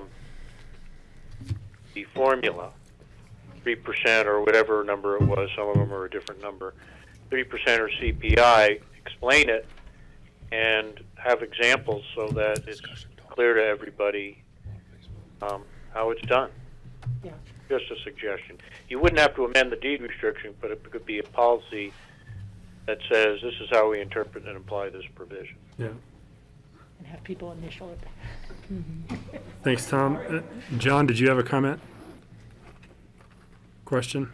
No, sorry. Okay. Not everyone does what you do when they're on Zoom. All right. At this meeting, I drink a glass of wine. So with that, we will move ahead into Late enough in the day. resolution number 10, series 2021, second reading and public hearing on APCHA regulation change surrounding dependent age. So again, this is the second reading, and this is this would alter the dependent age from 24 to 19 to qualify for a bedroom at qualification and modification of the dependent definition. Is there anyone with public comment on resolution number 10?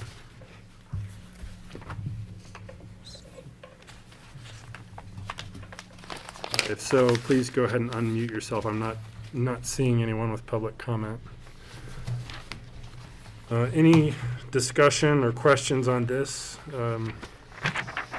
If not, would accept a motion to approve. I just want to ask for some clarification on a scenario. So, for someone who, say, has a family, okay, who maybe have lived in a 2-bedroom and raised one child, and this child has gone off to college and is now 22 and comes back and wants to live in the community. If they go to bid as a group of 3 on a 3-bedroom, how would their living in Aspen, up through high school, be treated in their qualification consideration? Student counts as work, right? Yeah, so a student who grew up in Aspen who goes away for college and comes back is given that 4-year priority. So they could start bidding the moment they got back into town to work. Okay, great. But if you're talking about that person joining in with their mom and dad for a 3-bedroom, they're 3 adults, they would be in a second priority. Because a household of 3 with the actual dependent has a higher priority over 3 adults. So they would be classified as 3 adults. Yeah, okay, thank you. Skippy? Oh yeah, just before as much, I just want to say, this has been really good work. I'm very supportive of this. We're working hard to bring equity and use out of our existing stock. This one small change will make some meaningful difference in getting higher utilization, and it will welcome back people who grew up here, as we hope they do come back as full adults and working members of our community. So I think it's a really good and small, meaningful step forward.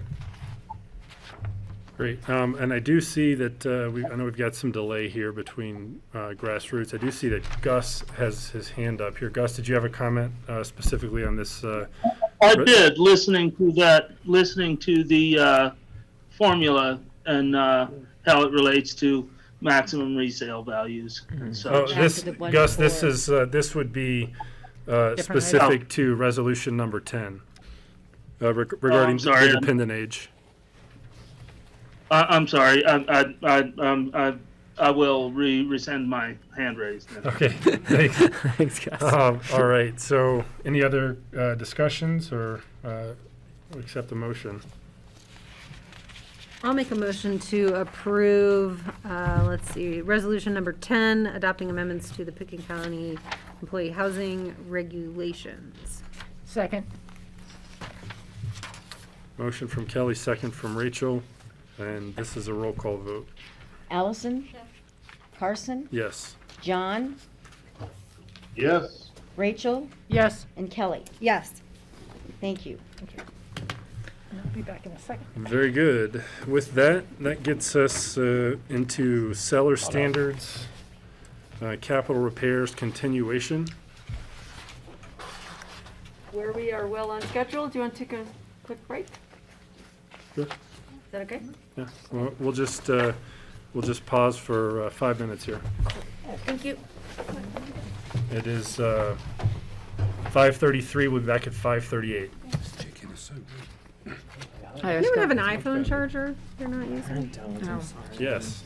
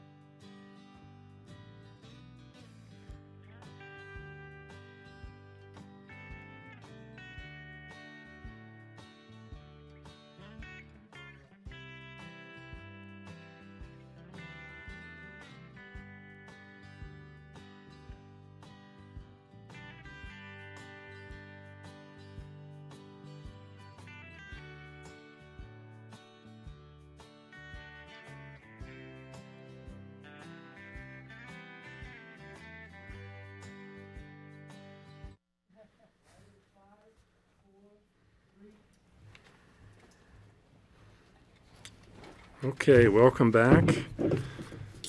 We will move into a continued discussion on seller standards and capital repairs. Right there. That's a weird flavor. Diane. Thank you, Mr. Chair. I'm signaling to Maddie that we can start right there. The first piece I want to ask, and I know we had a deep dive, detailed discussion at the last meeting, and those will continue in January, but I wanted to start with are you guys good? I don't want to. Yeah, you can No. for page number. Nope, that's totally good. And does everyone have it? It is page 47 in the packet. The old school. The question staff brought this forward as a pilot program. We asked the question last week, do you want to go down this road? Now that you've had the opportunity to at least see the whole thing, have a discussion of the initial pieces of it, I do want to go back to that fundamental question of, are we going down the right path? Do you think that this is do you think this is a good approach? And as a reminder, the reason that staff is recommending this approach is because it lets us implement a fully formed program in a very narrow form, and it avoids some of the big challenges, specifically around having to stand up a contractor program of some type, which is, we believe is daunting. Is daunting for staff. So I'll just start with that question. Is this the right path to be going down at this point? Rachel? Yeah, I think it's been a really helpful exercise, and I think we need to continue down this path. But I think we really need to kind of broaden it out. It's become something that I think Skippy and I are both aware of taking these potential dollars to the totality of our board to discuss. And, we've just come out of 2 days of long housing retreat where any number of funding needs came forward, and the magnitude of the problem certainly has been sketched out a little better for all of us. I think part of the issue that's coming up is how do we create real parity into the contributions for any sort of repair replacement fund with public dollars. And the city, as you know, is aware really of how do we settle the centennial issues, how do we deal with other major funding needs. And the other question that's really come up, and more than one, but is this, and it's something to really check in with the BOCC, with their members as a whole, of how do we feel about all of the new mobile homes in Woody Creek rising up to the top of category 5. So literally the first year of appreciation would take them past that point into category 6 without being bought down. And then I think, Diane, you were here just a couple minutes late, but we had 3 different public comments from members of Woody Creek homeowners group who are very concerned about the loss of appreciation, how they were going to be treated, what was going to be considered. And Cindy has told us that they're planning to attend the HOA meeting in January.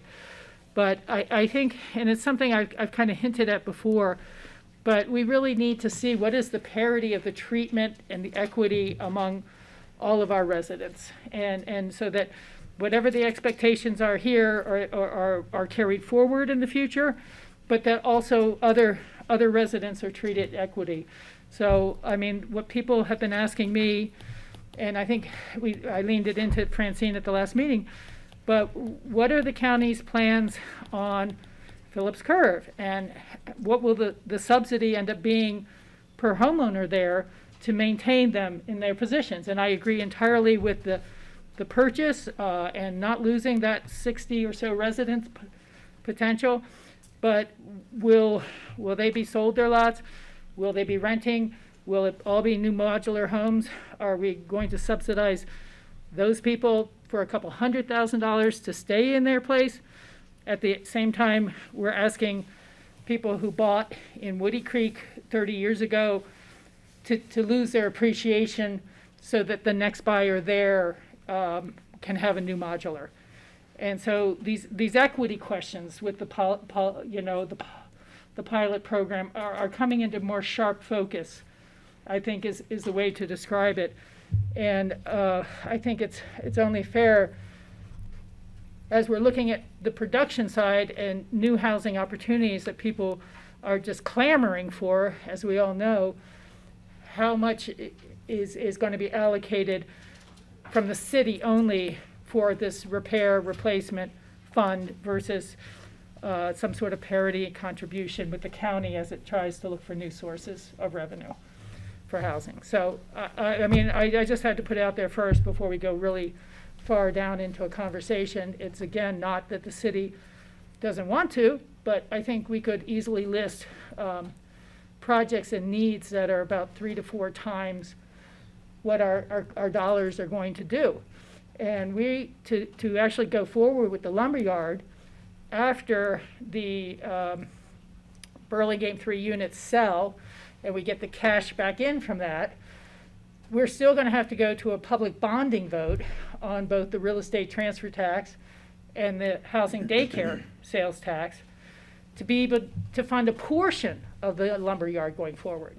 So everyone kind of really looking at the city to solve the entire housing dilemma that's caused, whether it's a pandemic or it's a 20-year slow build, we just don't have those resources. And we're putting everything, I think we have, towards both the generators of demand for excess employees, as well as how do we move our resources in ways that really advance the program most quickly and in a way that people want the outcome of it, and that it's not alienating half of our voters in our community.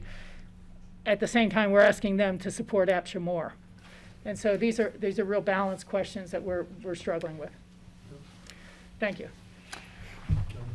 Sure, and I just want to respond to some of the points that Rachel raised, and then I'll kind of comment, I think, on more directly on the question that Diane asked, because, you know, so we don't have a defined plan at Phillips yet. I think that there's a really an effort right now to sort of say, should we be looking at this entirely differently than we've been looking at this? So that is a conversation that is ongoing without result at this point. As far as like the equity question of how the variety of neighborhoods, mobile home neighborhoods, I think are treated throughout the county, I think there is, and there is probably going to continue to be in inequitable circumstance. And the reason I say that is, you know, on one hand, like we're having a conversation now at the board level, should we really be helping these neighborhoods which either have their own HOAs or metro districts with big infrastructure needs, helping them more directly to solve those needs? So, you know, for example, like we waived fee, or we appropriated and paid for the fees for Pitkin Iron to pay for their new wastewater treatment that they need, and they're going to need more. Yeah. And while Lazy Glen went out on their own and obtained a USDA grant to solve their needs without county help or support.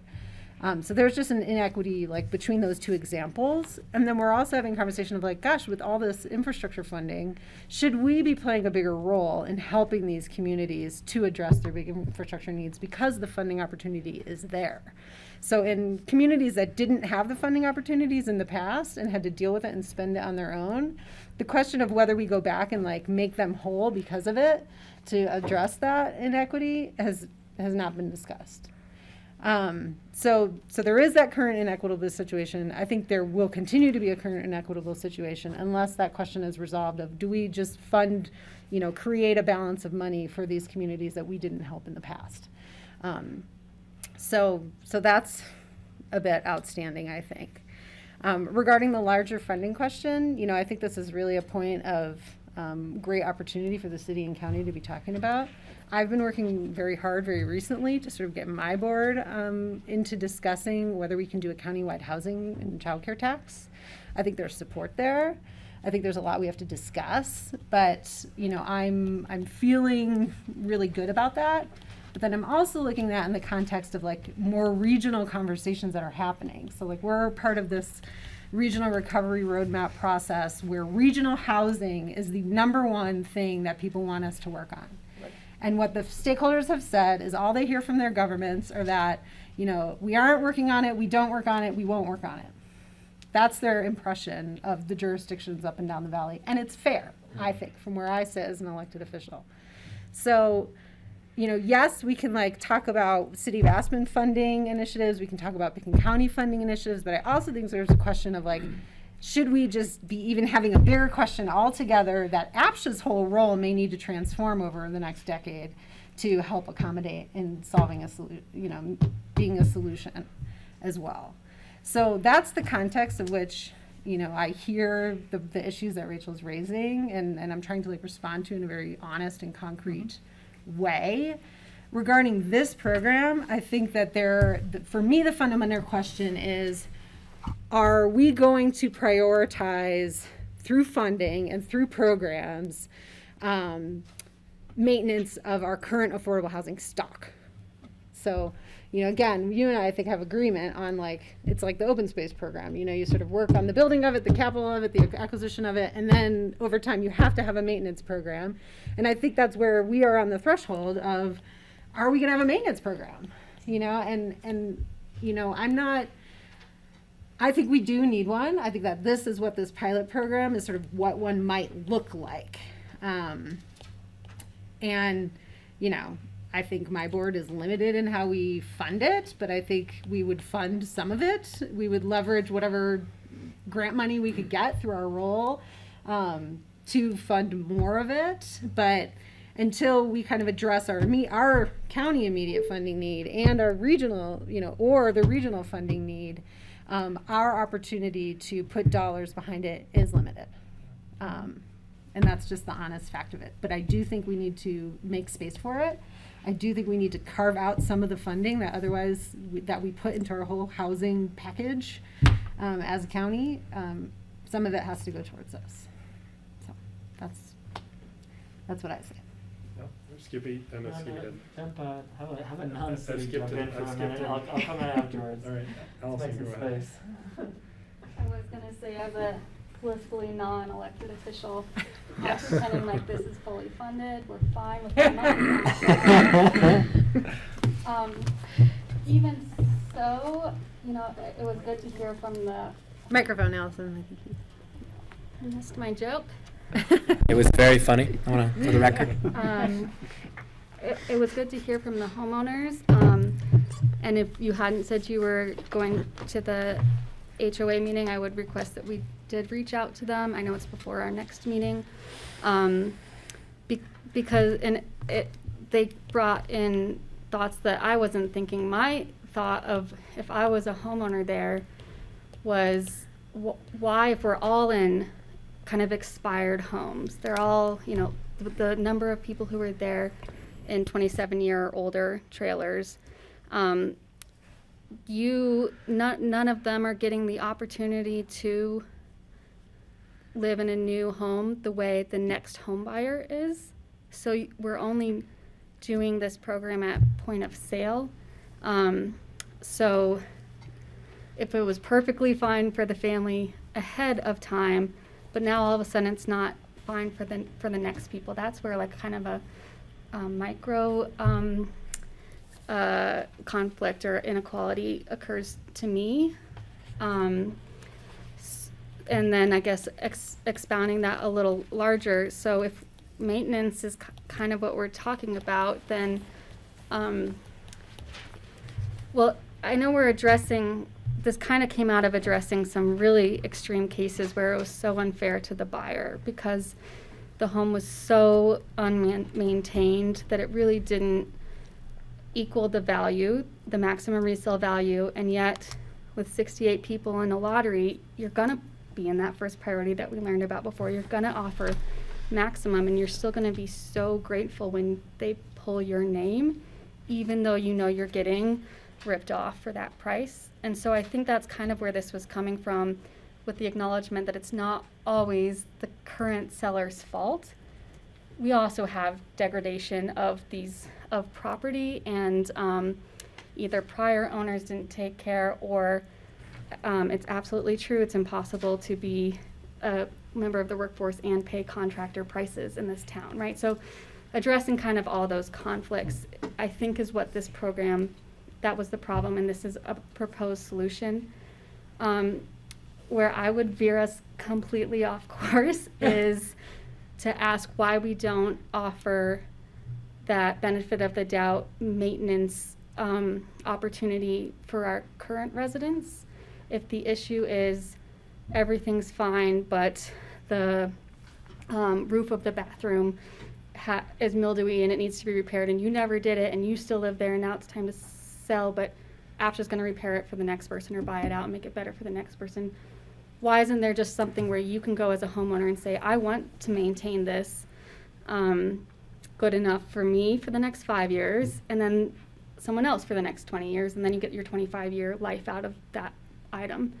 And does that kind of help take us out of some of these arrows where our good, hardworking APCHA residents get the benefit and get and are giving something better than they would have otherwise to the seller? So that's my wrench in answer to should we do this? I mean, and then I also want to praise that I think, again, those extreme situations that made this come up, we have some really other good tools to address, like the second mortgage thing has come up more than once in my time, where someone had sneakily found a lender who didn't know that that house couldn't resell for free market prices.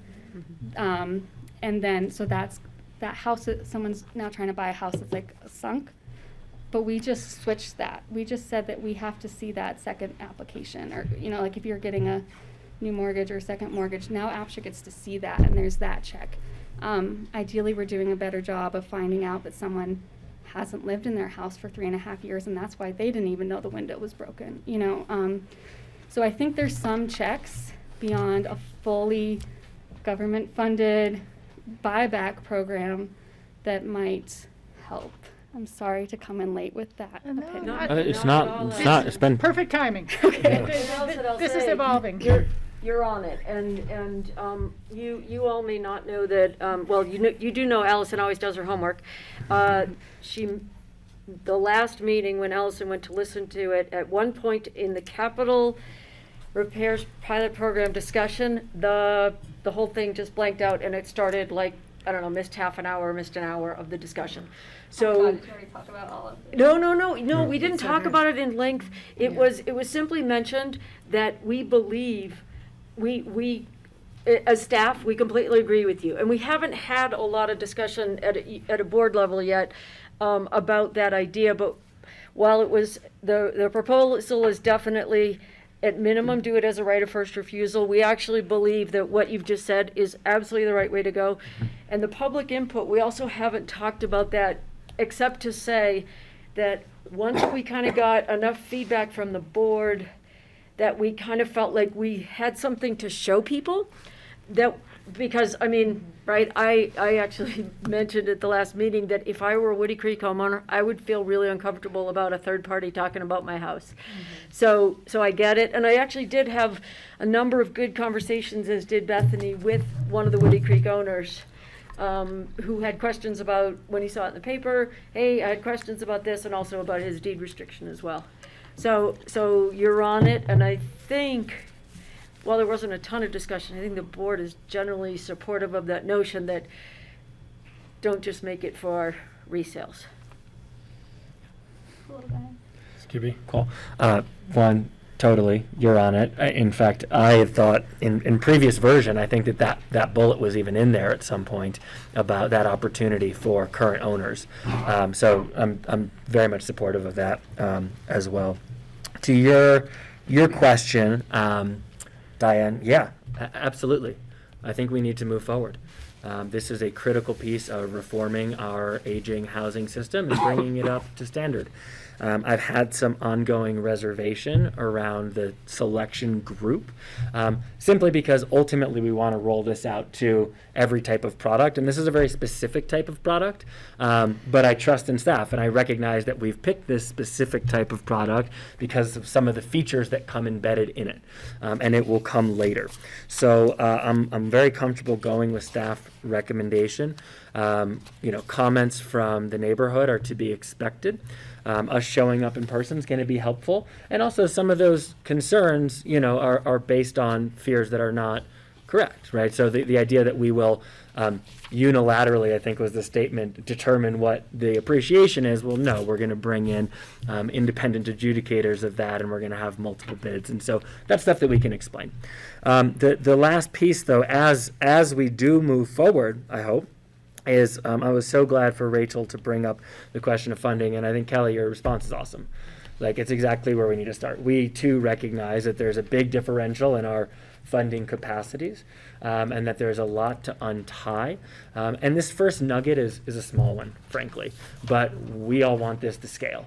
And the fear on our end is, like, we don't want to set up this situation where the expectation becomes the city takes on everything forever, because that we really can't do. So hearing that you're a partner in that conversation from the start, and that we can be reasonable about that partnership, and that we can also engage in some long-term regional thinking, which made it on our top list of housing goals at our summit this week, I think we're really aligned, and I think that that's something that you can bring your board and that our staffs can work on, but makes me feel really good about moving forward. Yeah. Rachel? Just on a few things, and I really appreciate your comments and both you being on this board and all that you bring to it. The comments that were made at the beginning of the meeting by some of the homeowners, I think, really were quite valid, and a couple of things for us to really think about. And I know we've touched on it a little on the sidelines, but that is when you receive your special assessments for capital repairs, and you're making capital repairs to the larger project. And Woody Creek was in a unique situation because they had a little land to sell for some new lots for new modulars, which helped pay for most of what they needed to do to have condominiumized lots and be able to sell to people, because you had to come up to the land use code. You couldn't just do it as was.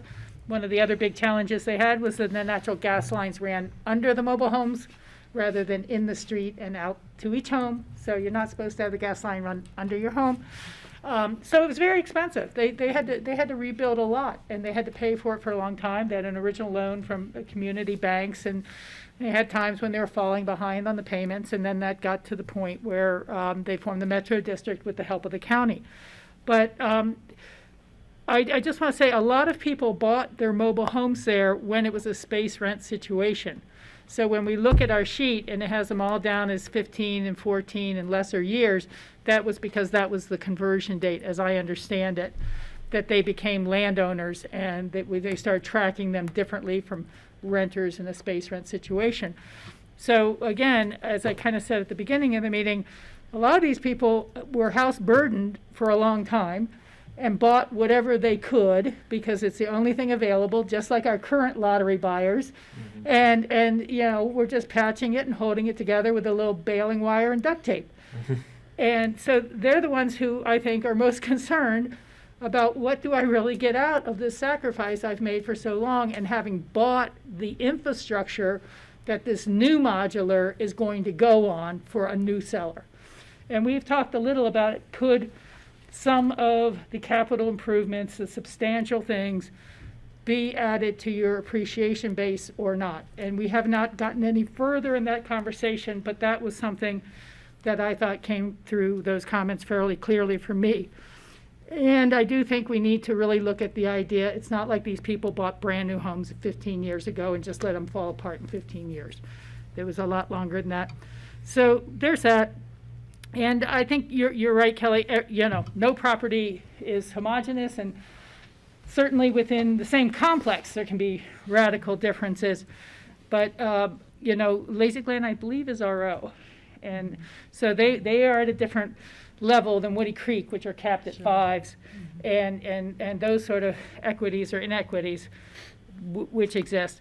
But the challenge, I want to see us do regional housing, but there's a point at which we can't, as either Pitkin County or Aspen, be saying 60% of all new growth has to be affordable housing. And then, but in a down valley community, 80% of all new growth is going to be free market second homes. You know, I mean, you get to a point where there has to be some concurrency of the goal and the outcomes. And right now there's not, you know, let alone, I know, I mean, that's just. Or a lot of issue. affordable housing that Well, that's deeds why are we start talking expired in about 5 it. years, you know. But just I do down think that what valley, we are seeing, and unless we start coming up to some of those greater philosophical equities, is more balkanization. And as Basalt is approving its new affordable housing, they're saying it's going to be for Basalt workforce only and not the broader community. And Snowmass Village, as we know, has a priority just for Snowmass Village people first, and then maybe there's some greater county.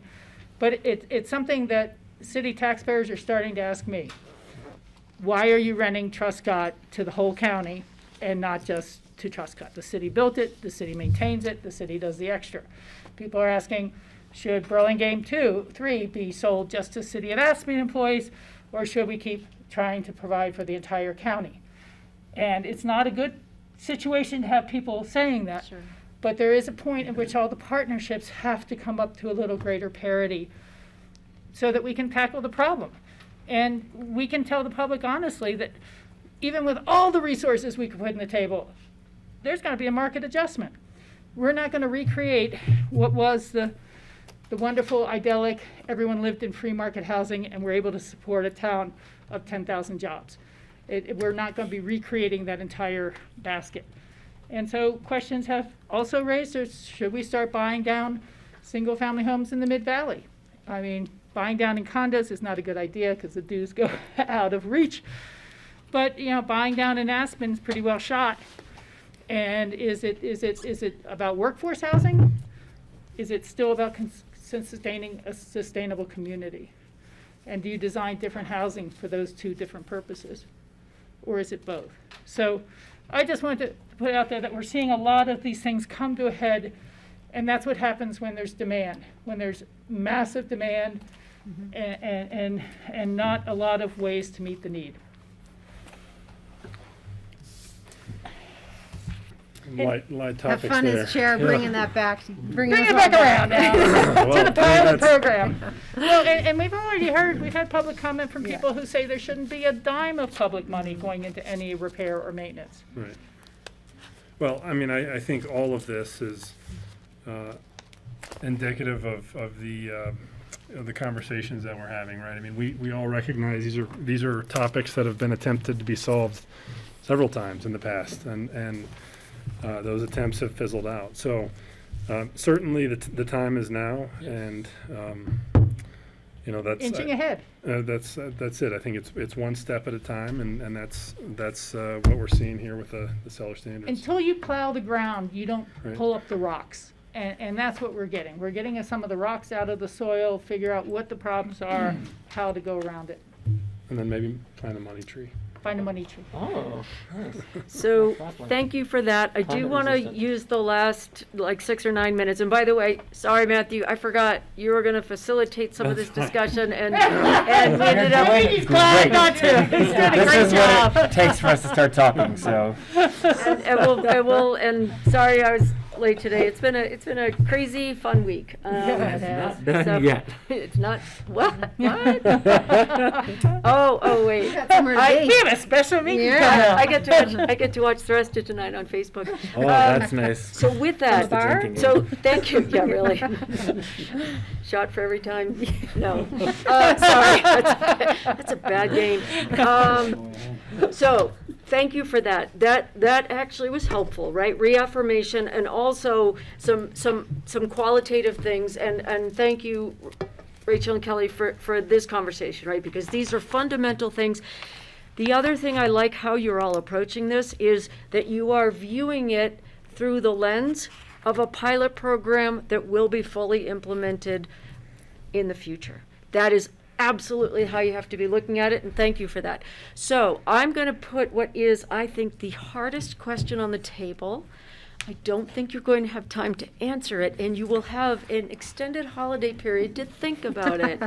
Cindy, our next meeting is January 5th, right. Okay, so we'll bring this back then, and that is to, and Maddie, do you want to just fly through some of the slides? There's one that has a IRS on it, and it's kind of like, it's just like the only question on the slide. Keep going down, there it is. I think it was in blue. Policy question. So, so this question about, it's asking you as a board, do you want to look at this pilot program just a little bit different in this question about appreciation, perhaps than you might look at a full program? And Maddie, if you can go 2 slides forward. So if you can spend some time on this particular slide, and if you want to, you can go through the, we can send this, Maddie, after the board meeting, can you send out the slides to the board? Because it may be helpful if it may be easier to walk through these, even though all these tables are in the packet, it might be helpful to use this PDF. And all of these scenarios refer to, these are actual Woody Creek homes that currently exist that we believe, if it went up for sale, that we would recommend exercising right of first refusal. And I would also ask, as you consider this question of, would you decrease appreciation? Think about it. Actually, someone who works in housing at the city yesterday had this statement, which was, don't think about the worst case scenario. Think about what's probably normal, right? What is probably normal, and what I like about this model, where Matthew added to it this idea, and then Bethany built out all the scenarios, that this idea that if we're kind of setting some levels of good, decent, bad, versus trying to nitpick over individual things that are wrong with a unit, we're going to give the owner the benefit of the doubt, right? Tie goes to the runner. So it's we expect in most situations, it would qualify as a good condition, right? There's going to be something wrong, right? Nobody's ever sold a home, Matthew just did. No one's ever sold a home that came back with a perfect inspection report, never ever. So a good condition home might have items in an inspection report that say need to be repaired or something. Skippy? I guess, are you suggesting that we're moving away from the model that has an inspection and creates a specific number to one that simply has 3 blanket categories? There is, and I know I included the same report, so I don't expect you studied the report, but there is a section in there that kind of describes it. We still do an inspection, and what we move away from is it's working with an inspector to put these into one of these categories of good condition, decent condition, bad condition, based on the inspection. So instead of every little item and saying Inspection repair dollar amounts. Right, exactly. Real quick, Tom's got his hand up. Okay. I was ready to say. Well, Yeah, I'm a little, I think I understand what you're talking about, but we can't reduce somebody's appreciation. Okay?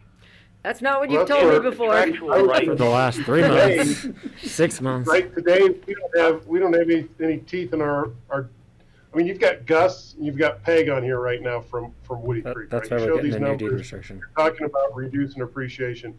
The program that we're piloting, right, is not. We're not reducing if these guys decide to sell a unit. APCHA has a right of first refusal to buy the unit. We decide what to do with the unit. We're not impacting their sales price 1 iota today. This is future sales, right after the current owners have sold their properties, and that's where we're going to incorporate it into a deed restriction, right? We're not talking about reducing sales prices today because I don't think we have any teeth to do that. Am I correct, Tom?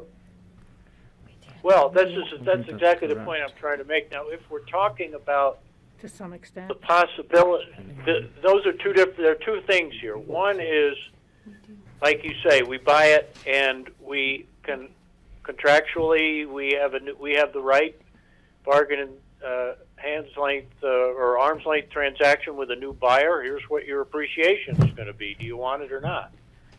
Now, the other thing is, if a house is in bad shape and we're reducing sales price based on the condition of the property and the failure to meet minimum standards, that's not a reduction in appreciation. And to call it that, I can understand why an owner would be pretty nervous, because they've got an entitlement in their deed restriction to appreciation at a certain formula.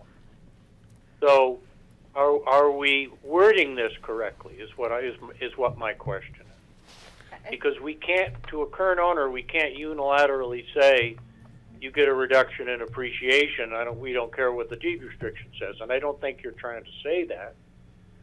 But it's not clear to me what we mean, whether this Is means it that we're what John escrowing a says, certain amount which is- towards repairs? I think it's just semantics. I think at the end of the day, this was a different way to look at it with reducing the maximum sales price. Because if you're going to reduce the maximum sales price, Well, that absolutely, you need to say that. because 5,000. The reduction in appreciation, Is wrong. stating it as a reduction in appreciation looks like a unilaterally changing what they're entitled to under the contract. But reducing maximum deed sales restriction, which price? is So it would be a reduction in the. That's different. The numbers Can reduce are maximum. the same. It's just semantics at this point. So Tom, we can fix the chart. Well, but those are semantics that I think make a big difference, because there get is a sued. difference between reducing appreciation and reducing maximum sale price, because the deed restrictions, or at least most of them, also have built into it provisions for capital improvements and minimum standards, but those are different than appreciation. Those aren't appreciation. Got it. Just to help me understand this switch, I understand what the switch is, but what benefit does it convey, and why is this preferable, knowing that we're already doing the detailed inspection? Just makes it easier for us. But- That's the answer. I mean, It also, if- I want to be aware of time. I can simply describe it as, it gets us out of fighting about Right. individual items on an inspection. And overall, in aggregate, the change to the balance sheet will not be so substantial as to undercut or create problems in the financing of the program. I could see where there's Absolutely, it wouldn't. It Okay. wouldn't. And it averages out in the It would wash. give a little bit it would probably in general give a little bit of an advantage to the owners. And that's kind of what I'm asking about. Rachel. Yeah, thank you. Diane, what am I missing in this? No, Tom, you're not. We had talked about this concept before. We all had talked about it. We can regroup as staff and work on the wording. So Bethany's right. I think we're conceptually talking about the Lego. same stuff, and I agree that the wording is important.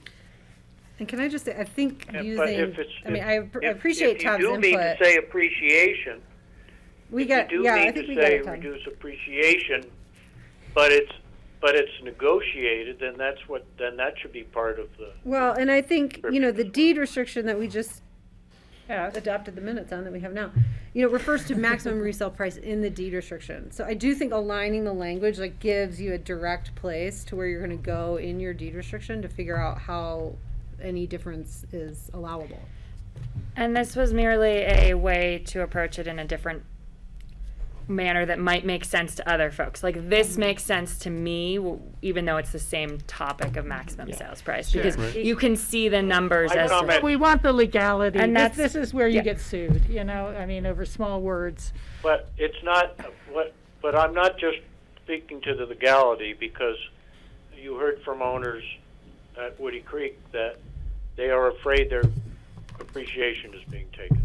So, And I think I think we have to describe it the right way, is what I'm saying. And it might be helpful, to the point about speaking to the most likely scenario.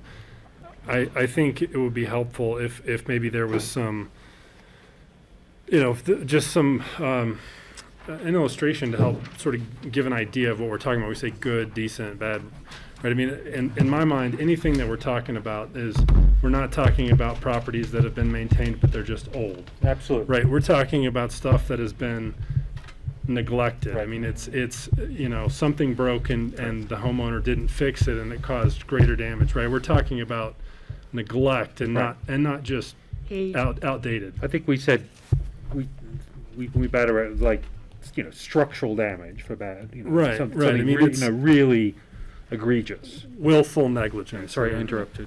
No, you didn't interrupt me. I do want to, can we go back to the slide with the question on it though? Because it did raise, it made me think about some things and I'm wondering if it's the right question that we should be thinking about. Because, you know, from the IRS perspective, you know, the asset is losing value, so they're going to tax you less, right? So that's what they're saying. They're saying over time, you actually have less and less value in this property. I don't think that that's what we're saying to owners of mobile home. No. That's not really the idea behind that. No, Well, that's what I want to understand. Are we saying, is that what we're saying? We're saying, well, your property is losing value over time. No. So your appreciation is losing And Kelly, thank value you for over bringing time. that up, because I want to explain the purpose of this piece is simply to say this appreciation or maximum resale value. This may be a question that the board says, you know what, we're not going to touch it for mobile homes because it is a depreciating asset, and so it's just one of those that that we shouldn't hold owners responsible for deterioration of a property that is not expected to live the life that some of these have lived. So what it gives the board is the possibility of saying, this is a topic for this pilot program. We're not going to do anything with maximum resale value or appreciation. We're going to leave it as is. We're not going to touch it. Whatever it says in their deed restriction, we're going to do. Okay. But I have to jump in here. This makes no sense to apply to APCHA housing. This is depreciation of a mobile home because it's for federal taxation purposes. It's considered personal property. Tom, Not considered real estate. Tom, the reason I put it in here is to illustrate that a mobile home depreciates. But other real estate would too. Not normally. If you treated it the same way. Well, it doesn't for tax purposes because it's not treated as personal property. Right. But otherwise it would. We treat mobile homes as part of the real estate and not as personalty. So I don't think this is a valid comparison because we're operating in a different world where in our world mobile homes and stick-built homes are all the same. All right, we've got some folks who turn into pumpkins shortly. And so, yeah, I want to be cognizant of the time. I know we've got some other meetings to get to. So. Yeah, We did that on purpose. you know, I was in line there for a while, but now we've gone to a different topic with the policy question. Can we go back to the chart with the three examples? So two forward? For a few seconds. I guess the only thing I really want to make sure I'm understanding here, if this is still the spreadsheet for the pilot project, that this is still about replacing those mobile homes with newer, better modulars. And it kind of begs Allison's question of, but wait a second, if these are in such good condition that they're going to not have any reduction in their maximum sales price, why are we replacing the mobile home? Or why are we replacing it for the new buyer and not the family that wants to live there another 30 years? Yeah, I mean, that's the only thing that really strikes me as funny is like we're saying it's in good enough condition that you're going to receive your maximum resale price, but we're going to buy it in and we're going to put a brand new one on it of some sort because we don't think it'll last that much longer. And so that's a good question, Rachel. I can answer it easily. Okay, please. It's not saying that the home is in good condition. It's saying that the property owner maintained the property in as good condition as was possible. That is a great answer. I really appreciate that. And I think the only other small footnote that needs to go with this is, well, what did they buy in the first place? You know, did they buy it that was already 3 add-on Mr. Potato Head pieces? And that's where the time element of this does account for, right? If somebody bought it last year, that's one thing. Then they're not held responsible for things that happened in the past. Okay, well, I'm just saying, I think there's a lot of people who may have bought things in a place like Woody Creek 25 years ago that haven't changed anything. And that, you know, are they held to the same standard as the guy who just bought it a year ago? Thrown on the ground. Were they supposed to have put a new one in or something, and they didn't? So, okay, that's all. Okay. Play. So then I guess, Diane, we'll just, Yeah, so what we'll do Bring is this back. we'll work on the wording of, Yep. we'll adjust what Tom's talking about on the wording. I don't think the concepts change, so I would say tackle the hard thinking and do like you've been doing. Think about it. You can think about it. Well, what do I think would apply to a mobile home park? And also then, how might this program, that element of a program where we address maximum resale value in properties, how would that apply to a future larger program? Diane, just a brief question. Can you kind of, we've been looking at this for a while. It's a big, complicated program. It's a pilot, so that's to be expected. But I know, you know, we all also want to see this in the field. Can you kind of sketch out for us a rough, realistic timeline of sort of the check-into in the field, testing it? I would hope that in January, February timeframe, this board would have enough consensus around concepts that we could, you know, I think it's a good plan to go talk to the HOA and talk to them about what's happening, why it's happening. The most important part is what you have already said to folks you've talked to today and that we've talked to on the phone. Nothing's been decided, nothing's changed. And we are looking to do something that we believe is advantageous not only for individual owners who are selling, but those who might decide they want to change their property, and also for the whole community. Yeah. So I think that's then going back out to the community to talk about, what do you think about this? How would it work? At that point, I would definitely want us to be taking a couple board members with us to that. And then you look at the implementation piece at that point is simply, how much cash does APCHA have? And then what would an ask be? And that would be asking, do you want to implement it just for resales? Because that would be a really pretty small, I mean, I'd say we could probably ask for like a couple $100,000. We might not even need funding to do a year one pilot just on resales. Or do you want to offer that to the whole community? Like March, April, have the program running by summer? It could be. It will depend a lot. Depends a lot on us. No, I know. I know, but I haven't been through this before, so I just, you know, it keeps coming back. No, it's good, and it's good to think whittled in the about middle, it, but right? I want to just have a sense, and I'm sure the community wants to have a sense. Yeah, I know, and I'd like to add into that timeline that we have presentations before the city and the county boards, because that real fundamental question is not just, hey, we're repairing it, but we're also taking that mobile home park up to the maximum, close to $635,000 a year to make this happen. $635,000 purchase price for new buyers, and so that's to check in on, in my mind, as well on this. I mean, I don't want to get Diane and everyone else really far out there and talking to people, and we'll make this and that, and then Skippy and I go back to the other 3 board members, say, no, we're not bought in. We don't understand why homes in Woody Creek are going to be close to $750,000, you know, and how quickly they'll rise out of that category. I think there's other steps that are in that mix than just field testing it, because I don't know that I have my council's buy-in. Sure. Well, I mean, it sounds like we can have that conversation sooner than later and concurrently. Yeah.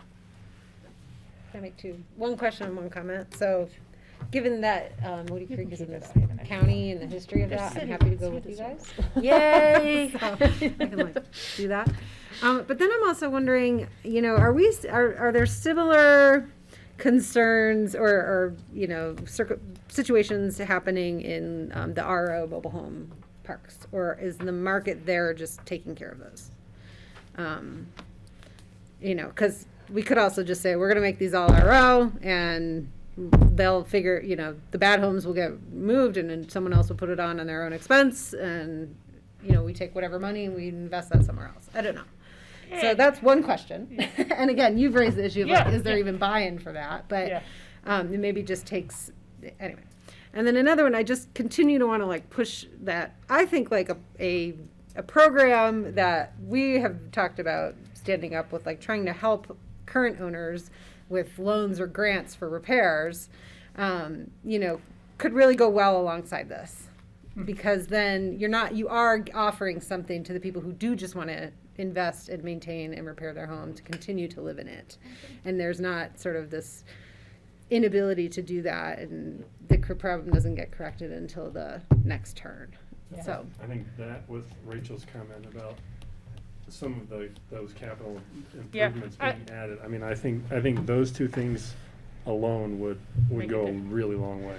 I was wondering, I was going to ask for the next meeting when we do discuss it, if we could get any of the background history of how much was the cost of the infrastructure that the HOA had to cover during that conversion. As I said, they had some assets in that they had some land to sell to help pay for it, but didn't pay for all of it. And I think the county may have even let a few of the requirements go towards the end because there were more land. The park's there because we had the money to do it.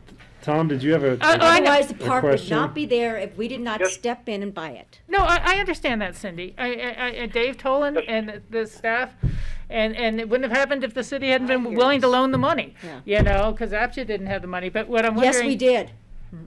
We had $1 million that we put into it. We still had to borrow from the city. Yeah. But we put our $1 million into it. APCHA did. Yes. I think Tom's got a 2 points. Just 2 points. One, you have to remember that each of these parks needed an upzoning. Yeah. That in order to just be legal, in order to subdivide them, and in some cases, additional lots were created for sale. It's the matrix. So while the upzoning is not a financial subsidy, certainly has the effect of a subsidy in all of these cases. The other point I wanted to make was that on the RO parks, I think Lazy Glen, during the time that I worked with them, it's my understanding that since there are no maximum sale prices, that every one of these sales there is negotiated, and that the condition of the unit is a factor in the price. I think the prices that they sell for vary, and sometimes perhaps by quite a bit there. That's true. great. Well, robust discussion. Boy, oh boy.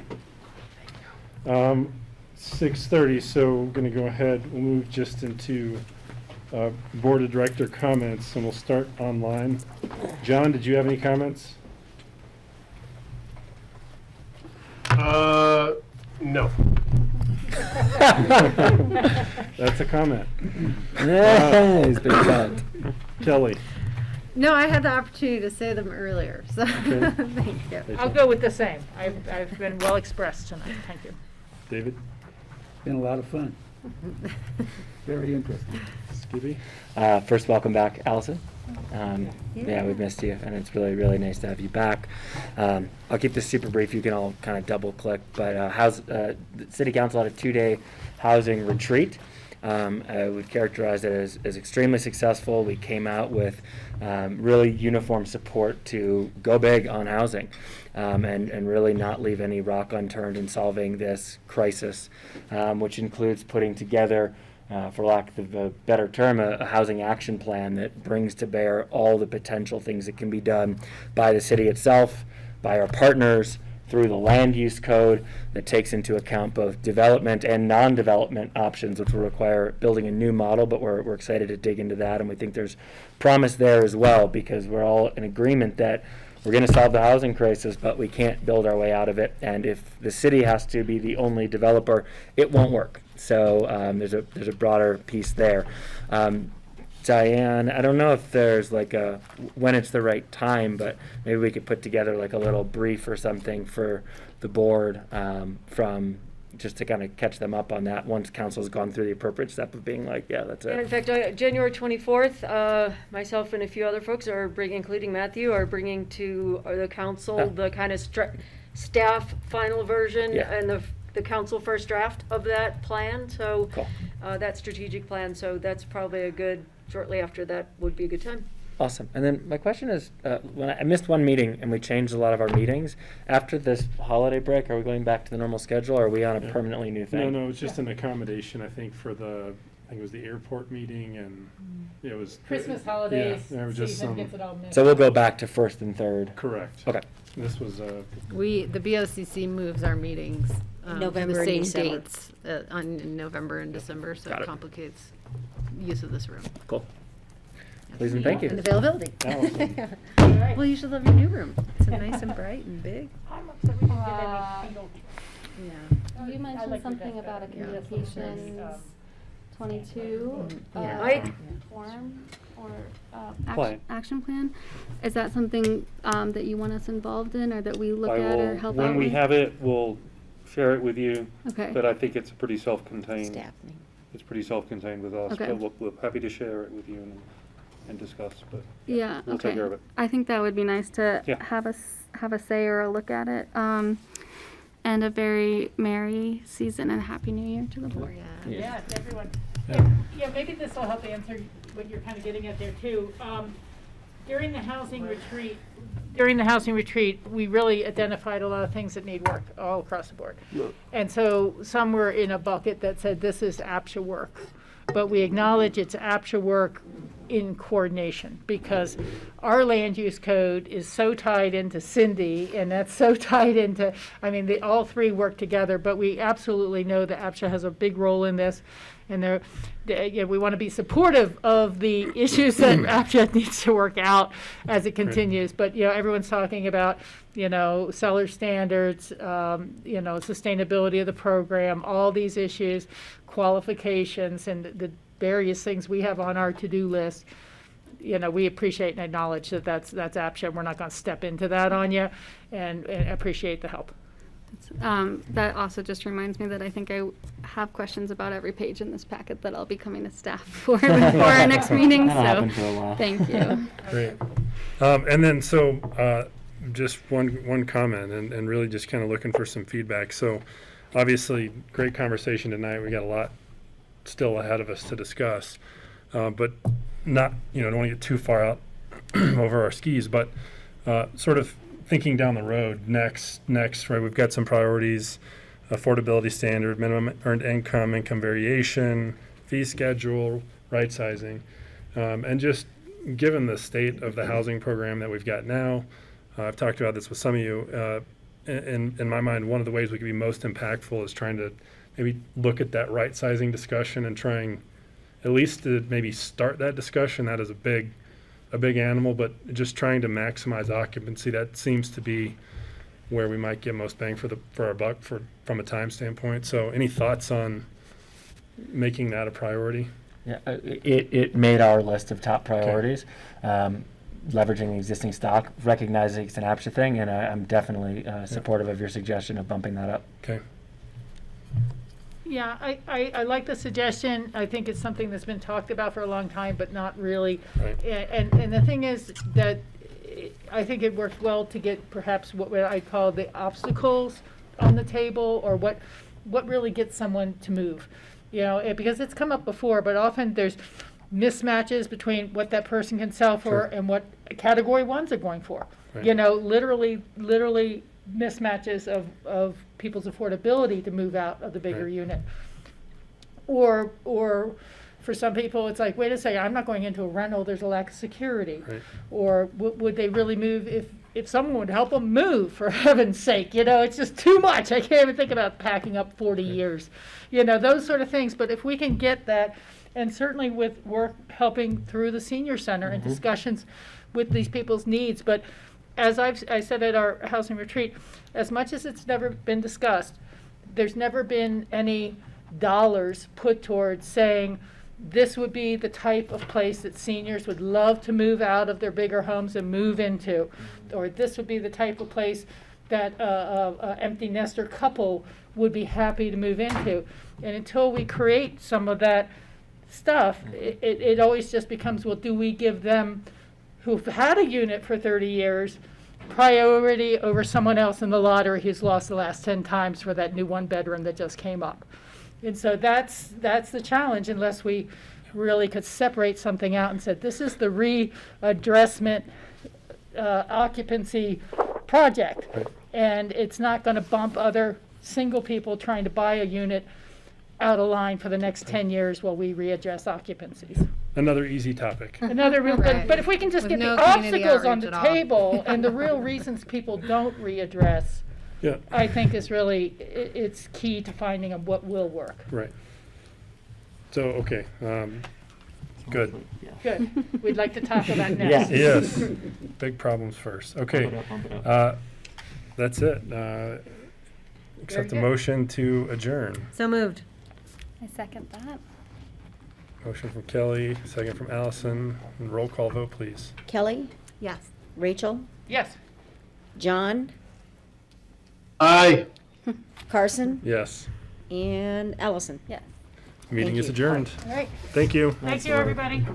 I'd like to take this Well. opportunity to